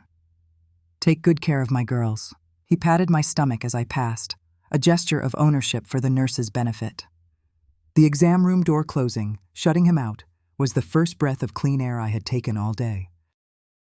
Dr. Sharma greeted me with her usual professional warmth. I changed into the gown and lay back on the examination table. The lights seemed too bright, the air too cold. My moment was coming, and I prayed I would have the courage to seize it. "All right, Emma, doctor," Sharma said, her voice kind. "Let's take a look at how this little one is growing." She applied the cool gel to my skin and pressed the transducer to my abdomen. My eyes were fixed on the gray, fuzzy screen, my breath held tight in my chest. And then, I saw it. In the center of a dark, uterine space, a tiny shape flickered with a fierce, pulsing light. "Doctor." Sharma turned up the volume, and the room filled with the most beautiful sound I had ever heard. Thump, thump, thump, thump, thump. It was the sound of a tiny, ferocious heart beating strong and steady against the vast, terrifying darkness. It was not a symbol. It was not a gift from David. It was a person. A real life. My child. And in that moment, a wave of love so powerful, so primal, washed through me, extinguishing the last embers of my fear. This was not about my own escape anymore. It was about hers. "I will not fail you," I vowed silently to the flickering light on the screen. "I will get you out of here." The sound of her heart was the sound of my own courage returning. The ultrasound concluded. Dr. Sharma was making a few notes on a pad, her back partially turned to me. The nurse had momentarily stepped out to retrieve my file. This was my chance. It was now or never. I took a sharp, ragged breath and let out a cry, my hand flying to my side. "Oh," I gasped, forcing a convincing note of pain into my voice. "A cramp. Doctor, it's a really sharp one." Dr. Sharma was at my side in an instant, her face a mask of concern. "Where, Emma? Show me where the pain is." She leaned in close, her attention focused entirely on my abdomen. It was the perfect diversion. As her eyes were on my right side, my left hand, shielded by my body, moved with a speed I didn't know I possessed. I slid the pencil stub from its hiding place. My eyes darted to the prescription pad on the rolling table next to me. With my hand trembling, I scribbled the frantic, desperate message I had rehearsed in my mind 1,000 times. My husband arranged my rape. His brother. I am a prisoner. The baby and I are not safe. Please help me. Don't let him know. The pencil tore slightly at the thin paper, my handwriting a jagged, barely legible scrawl. I ripped the small sheet from the pad, the sound almost lost in my own pained breathing. I folded it into a tiny, tight square. I think it's passing now, I breathed, my performance reaching its crescendo. As doctor? Sharma straightened up. I reached out and grabbed her hand, feigning a need for reassurance. "Thank you," I whispered, looking into her eyes with all the pleading desperation I felt. In that moment of contact, I pressed the tiny, folded note deep into her palm, closing her own fingers around it with my own. Time stopped. My heart was a frantic bird against my ribs. I held her gaze, praying she would understand, that she wouldn't recoil or look at her hand or give me away. Dr. Sharma did not blink. Her expression of professional compassion never wavered. Her hand, the one holding my entire future, simply and naturally moved to the pocket of her white lab coat and slipped the note inside. The gesture was as casual as if she were pocketing a pen. It was the most brilliant piece of acting I had ever seen. "Deep breaths, Emma," she said, her voice perfectly calm. "A little cramping can be perfectly normal. Everything looks fine." She turned to the sink to wash her hands, her back to me. Just before she turned back, her eyes met mine in the reflection of the mirror above the sink. She gave a single, slow, almost imperceptible nod. It was a movement so small that anyone else would have missed it. But to me, it was a lighthouse in a hurricane. It was a promise. It was hope. When David was invited back into the room, Dr. Sharma was the consummate professional. She assured him that the baby was developing perfectly and that his wife was a model of health. She mentioned the minor cramp and dismissed it as a normal part of pregnancy, her face a mask of serene competence. I walked out of the clinic beside David, my body trembling with the aftershocks of adrenaline and relief. I had done it. I had cast my message in a bottle out into a vast and dangerous ocean. I was still a prisoner, my performance still my only shield, but I was no longer alone. I had an ally. And now, all I could do was wait for the rescue. The 2 days that followed my visit to Dr. Sharma were the longest of my life.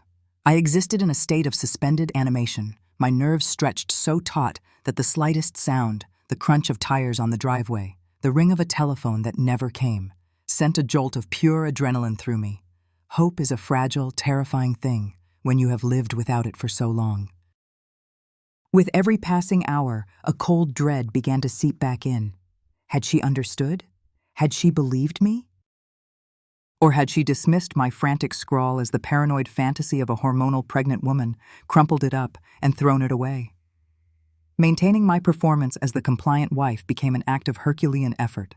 I had to smile at David, had to listen to his plans for the nursery, had to eat the food he prepared, all while my inner world was a screaming vortex of hope and fear. He, of course, noticed nothing. He was pleased with my progress, my placid acceptance of my miracle. My docility was proof of his genius. He had no idea he was living with a human bomb, waiting for the signal to detonate. It happened on a Tuesday evening. The sky outside the great glass windows was a deep, bruised purple. We were at the dining table, engaged in our nightly ritual of forced domesticity. David had made salmon, rich in the omega-3s he was so obsessed with, and was explaining its benefits for the third time that week. I was pushing a piece of steamed asparagus around my plate, my appetite non-existent. The entire scene was a portrait of tranquil, upper-middle-class life. It was a lie so profound it had become its own kind of truth. "You're quiet tonight, Emma," David observed, dabbing his lips with a linen napkin. Before I could summon a believable excuse, it came. A knock on the front door. It wasn't a friendly, hesitant tap. It was a sharp, firm, authoritative sound. Two distinct raps that seemed to echo through the entire house. We both froze. David's fork stopped halfway to his mouth. His expression was one of pure annoyance. Who would dare interrupt his perfectly scheduled evening? My own fork clattered from my numb fingers onto the plate, the sound unnaturally loud in the sudden, tense silence. My heart didn't just beat, it slammed against my ribs, a frantic prisoner against its cage. This is it. Oh God, this is it. "Who on earth could that be?" David muttered, throwing his napkin onto the table. He pushed his chair back and strode towards the entryway, his irritation radiating off him. I sat motionless, straining to hear. I could make out the low murmur of David's voice, tight and controlled, and then a deeper, calmer voice responding.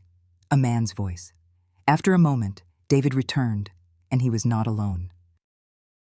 The man who followed him into the dining room was not what I had expected. He was not a uniformed knight in shining armor. He was in his late 40s with a rumpled suit that looked like it had been slept in and a weary, lived-in face. But his eyes, when they met mine, were sharp, intelligent, and missed nothing. This was a man who was accustomed to looking past the surface of things. "Emma, darling," David said, his voice a strained parody of pleasantness. "This is Detective Frank Miller. He's just stopping by to check on a small matter." "Evening, Mrs. Crawford," the detective said. His voice was calm, a low baritone that cut through the tension in the room. He gave a slight nod, his gaze lingering on my face. David gestured expansively around the room, a host trying to dismiss an unwanted guest. "The detective is here on a rather silly errand, a wellness check. Apparently your doctor," he said the word with a faint, venomous curl of his lip, "was a little concerned about your emotional state after your last visit. I was just explaining to him that you're perfectly fine, just experiencing the usual anxieties and hormones of pregnancy." He smiled his most charming, disarming smile, the one that had always worked on everyone. Detective Miller did not smile back. His tired eyes remained fixed on me. "Mr. Crawford, I appreciate that," he said, his voice polite but with an undercurrent of steel. "But departmental policy requires that I speak with your wife directly, alone, if possible." He took a deliberate step further into the room, positioning himself so that David was no longer directly between us. He had opened a clear line of sight. He was giving me an opening. David's smile became a rigid, threatening grimace. "That won't be necessary, detective," he said, his tone hardening. "I am her husband. I am telling you she is fine. She's delicate right now and needs her rest." "So if you'll excuse us—" "Mrs. Crawford," the detective interrupted, his voice cutting cleanly through David's attempt at dismissal. He spoke directly to me as if we were the only two people in the room. His gaze was intense, searching. "Are you okay?" The question hung in the air, a lifeline thrown across a vast, raging sea. This was the moment. The culmination of all the fear, all the planning, all the silent, desperate rehearsals, my entire future, and my child's, balanced on the tip of my tongue. I looked at Detective Miller's weary, patient face, a stranger who was offering me a chance. Then I looked at David. His mask of charm was gone, replaced by a look of pure, cold menace. His eyes were screaming at me. "Play your part. Lie, or I will destroy you." I felt the faint, fluttering life inside me, a silent witness to my choice. I thought of the steady, ferocious heartbeat on the ultrasound screen. I could not fail. I took a deep, shuddering breath that seemed to pull all the oxygen from the room. I met the detective's gaze, and for the first time in months, I let the truth of my existence show in my own eyes. My voice, when it came, was not the whisper of a victim. It was the clear, steady tone of a survivor. "No," I said. "I am not." I paused, holding David's stunned, furious gaze. This man, my husband, hired his brother to assault me so I would get pregnant." The words, once spoken, seemed to detonate the very air in the room. The silence that followed was a vacuum, lasting only a second before all hell broke loose. David's transformation was instantaneous and absolute. The sophisticated architect, the loving husband, the rational man, all of it vanished, burned away by a primal volcanic rage. His face contorted into a mask of pure fury, his skin turning a blotchy red. "She's insane!" he shrieked, his voice cracking into a high-pitched, ugly sound. "She's lying." "She's hysterical. I told you. I've been trying to get her help. She's mentally unstable. She's making it all up." He lunged. But he didn't lunge at the detective. He lunged at me, his hands outstretched like claws, his intention clear and murderous, to silence the source of his ruin. He never reached me. Detective Miller moved with a speed that belied his weary appearance. He intercepted David mid-lunge, grabbing his arm in a powerful grip. At the same moment, the front door burst open and a second uniformed officer rushed in, clearly having been waiting in the wings. The perfect, sterile house filled with the ugly sounds of a struggle. David thrashed and roared like a caged animal, his string of curses and accusations filling the air. It was a battle not just of bodies, but of realities. His carefully constructed world was being torn down, and he was fighting with the desperate, feral strength of a man with nothing left to lose. His violent, uncontrolled rage was the most damning confession of all. I scrambled backward until my back hit the wall, my hands protectively shielding my stomach. I watched, my heart pounding with a mixture of terror and a strange, fierce, triumphant relief as they wrestled the monster to the ground. I watched as the man who had imprisoned me in a cage of kindness was finally, irrevocably, unmasked, revealing the thrashing, screaming beast that had been there all along. The peace of my prison had been shattered, and in its place, for the first time in a very long time, I was safe. The chaos in the dining room was a symphony of justice. David's screams of liar and hysterical were a desperate, failing counterpoint to the calm, authoritative voices of the officers. The flashing red and blue lights of the police cars outside pulsed through the large windows, washing the pristine, cream-colored walls in frantic strokes of color, revealing the crime scene my perfect home had always been. They cuffed my husband's hands behind his back, his handsome face contorted into a mask of pure, impotent fury. The architect of my misery, the man who controlled every aspect of his world, had finally and completely lost control. Detective Miller stood between me and the wreckage of my old life, a solid, unassuming shield. "It's over, Mrs. Crawford," he said, his voice quiet but firm. He draped a heavy wool blanket over my shoulders. It was a simple gesture, but so profoundly different from the way David had used blankets to soothe and subdue me. This was not an act of control. It was an act of kindness, the first of many I was about to receive. The police station was a world away from my gilded cage. It was stark, smelling of stale coffee and disinfectant, filled with the unflattering glare of fluorescent lights. But to me, it felt like a sanctuary. It was a place of facts and evidence, of rules and consequences, the absolute antithesis of David's world of manipulation and lies. In a small, quiet interview room, with a compassionate female officer sitting silently in the corner, I told my story. It was just me and Detective Miller at a simple metal table. For the first time, I spoke the entire truth, from the beginning, without fear or hesitation. The words that had been trapped inside me for months, poisoning my soul, now poured out in a steady, cleansing stream. I spoke of David's control, of his obsession with the perfect life. I recounted the night of the assault, the horrifying silence of the attacker. I described David's cruelest question, his refusal to call the police, his gradual construction of my prison. I told him about the dawning horror of the pregnancy, David's monstrous miracle, and the chilling confession in the car. I reached into my pocket and slid the faded photograph across the table. My memory, the one thing he could not control, was now my greatest weapon, and I laid it all bare. Detective Miller listened without interruption, his pen scratching methodically across his notepad. His weary face was grim, set in lines of deep concentration and a quiet, simmering anger on my behalf. When I finished, he looked at me, his gaze direct and unwavering. "I believe you, Mrs. Crawford," he said. Every word. He left the room for a while, leaving me with the female officer and a cup of hot, sweet tea that warmed my frozen hands. When he returned, the grim set of his jaw had somehow hardened, but there was a new light in his eyes. "We found him," he said, his voice low. "Jacob Crawford.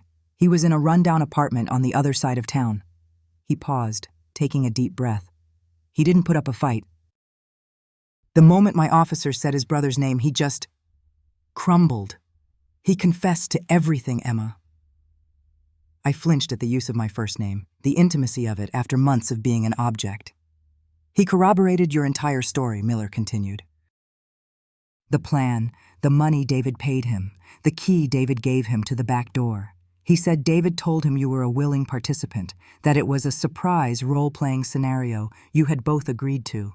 He seemed shocked to learn that you were not." A wave of relief so immense, so powerful, it was almost painful, crashed over me. It was real. It was all real. It was not just my word against the great David Crawford's. The truth now had another voice, however broken and pathetic. The conspiracy was laid bare. News in a town like Maple Creek doesn't travel. It ignites. The story of the perfect couple on the hill became a wildfire of gossip and horror. The brilliant architect, the town's golden boy, was a monster. The beautiful, quiet wife was his prisoner. The admiration the town had held for us curdled overnight into a mixture of morbid curiosity and pity. Our glass house on the hill, once a symbol of aspiration and success, became a local landmark of a different kind. A place of darkness, a real-life haunted house. I saw it in my mind's eye. The twitching curtains, the hushed whispers in the grocery store aisle, the inevitable, shocking headline in the Maple Creek Gazette. David's most prized possession, his reputation, was being burned to the ground. I couldn't go back to the house. It was a crime scene, a mausoleum of my old life. The thought of sleeping in that bed, of walking those floors, was impossible. As the bureaucracy of justice churned on at the station, a familiar face appeared in the doorway. Dr. Sharma. Her warm, intelligent eyes found me, and for the first time that night, I felt the sting of tears. She had been my first ally, the recipient of my desperate message in a bottle. She had believed me, she had acted, she had saved me. She sat with me, holding my hand, her presence a solid, comforting anchor in the storm. She helped me navigate the bewildering next steps. She had already called a lawyer, a sharp, no-nonsense woman who specialized in domestic abuse cases. Before the sun rose, the first legal papers were being drawn up. I was filing for divorce. I was filing for a restraining order. They were simple forms, but they were the most powerful documents I had ever signed.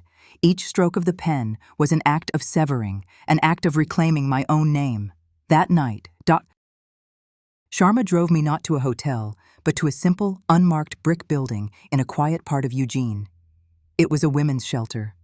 The room they gave me was small and sparse, with a single bed, a small dresser, and a window that looked out onto a quiet, unremarkable street. There were no floor-to-ceiling windows, no designer furniture, no suffocating perfume of lemon oil. It smelled of clean linen and faint institutional soap. It was the most beautiful room I had ever seen. I stood at the window, looking out not at a manicured lawn, but at the imperfect, real world. A car passed by, its headlights cutting a swath through the darkness. A cat slinked across the street. It was a view of freedom. I placed a hand on my stomach, on the slight, firm curve that was now visible beneath my dress. I felt a soft, insistent flutter. It was not a reminder of the past. It was a promise of the future I had just fought for both of us. The reckoning came not with a clap of thunder, but with the quiet, methodical clicking of handcuffs and the scratching of a pen on a legal form. David's world had been built on lies, and the truth, once spoken, was a force of nature that brought it all crashing down. I had lost my home, my name, my past. But in that small, simple room, for the first time in a very long time, I had found myself.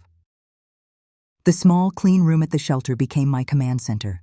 The months that followed were not a time of quiet healing, but a period of intense, focused warfare. My lawyer, a sharp, empathetic woman named Elena Davis, prepared me for the battle ahead. David, with his family's considerable wealth, had hired a team of expensive lawyers whose strategy was as predictable as it was vile. They were going to put me on trial. They would paint me as a lonely, unstable, and vindictive woman, a fantasist who had concocted this entire story to trap a wealthy and successful man. My isolation, the prison David himself had built, would be used as proof of my instability. The trial was a media sensation, just as David had predicted, but the scandal was entirely his. The courtroom was packed every day with reporters and the morbidly curious citizens of Maple Creek, their faces a mixture of horror and fascination. I would walk in each morning, my belly now large and prominent under my simple maternity dress, and feel their eyes on me. I was no longer an object of admiration, but I was also no longer invisible. David sat at the defendant's table, looking every inch the wronged man. He was impeccably dressed, his face a mask of weary, dignified suffering. His lawyers were slick, aggressive, and utterly without conscience. Beside him, in a separate chair, sat Jacob. He was a ghost, a pale, trembling wreck of a man who stared at the floor, seemingly broken by the weight of his own weakness. When I took the stand, a hush fell over the courtroom. I could feel David's eyes on me, willing me to crumble. His lawyer began his cross-examination with a voice dripping with false sympathy. "Mrs. Crawford," he began, "you've testified that you were lonely, that you felt isolated in your marriage. Isn't that right?" "My husband isolated me," I corrected, my voice calm and steady. "And you were under a great deal of stress, weren't you?" "The stress of trying to conceive a child?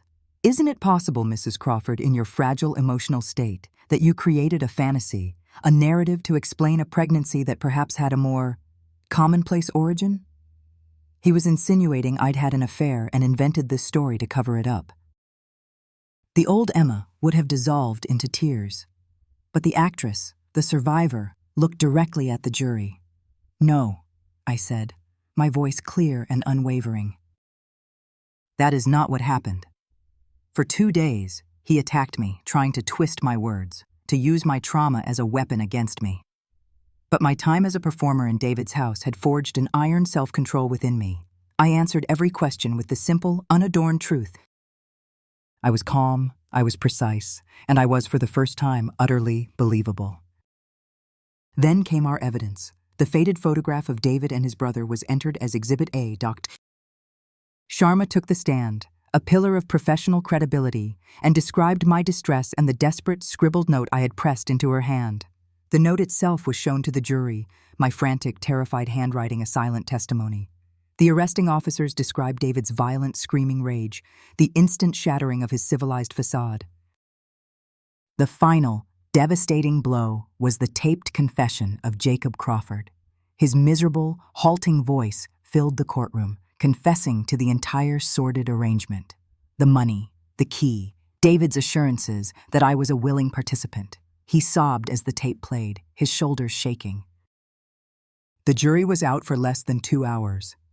I sat beside Elena, my hands clasped over my belly, feeling the baby kick, a small, rhythmic reassurance. When the jury filed back in, their faces were grim and resolved. On the charge of conspiracy to commit sexual assault, we, the jury, find the defendant, David Crawford, guilty. A collective gasp went through the courtroom. I closed my eyes, a wave of profound, bone-deep relief washing over me. I heard David's chair scrape back violently. I opened my eyes to see his face, no longer a mask of suffering, but of pure, astonished rage. His perfect world, the one he had tried to build on my broken body, had been brought to ruin by a single word: guilty. He and his brother were both sentenced to long, long prison terms. The war was over. The stress of the verdict, the sudden release of months of coiled tension, sent my body into its own final reckoning. That evening, the labor pains began. Dr. Sharma met me at the hospital. The hours that followed were a blur of pain and effort, but it was a different kind of pain. This was productive pain. This was my pain, an experience I was in control of.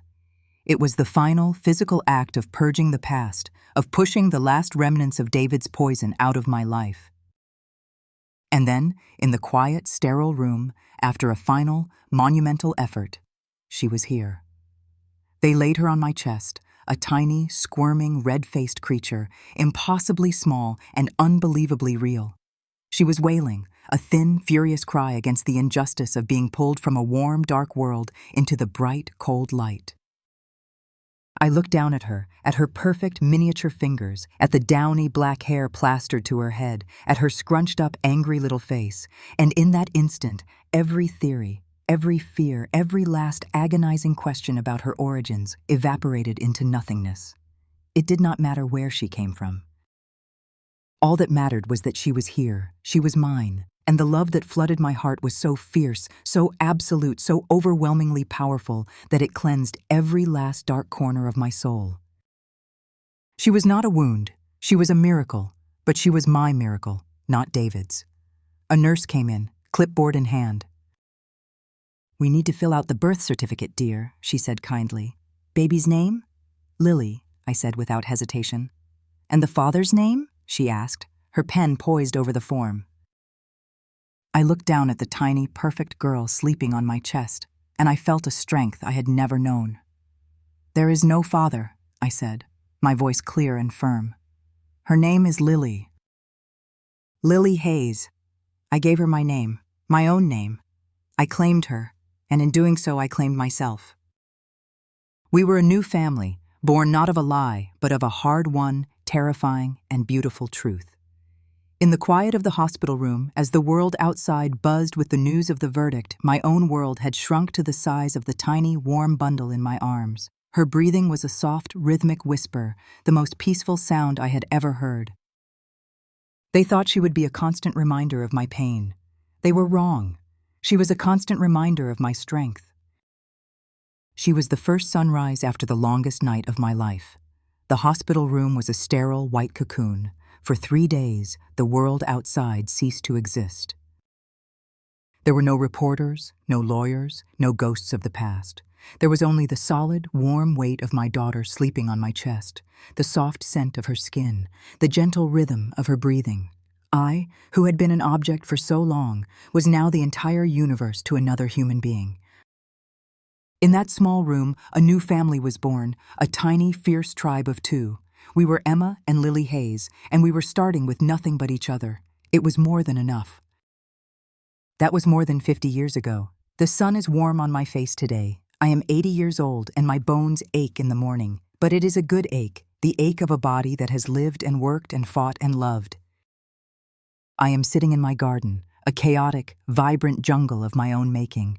There are rambling roses, their petals heavy and fragrant, tangling with stubborn, cheerful daisies. The air hums with the drowsy buzz of bees, and the earth smells rich and alive.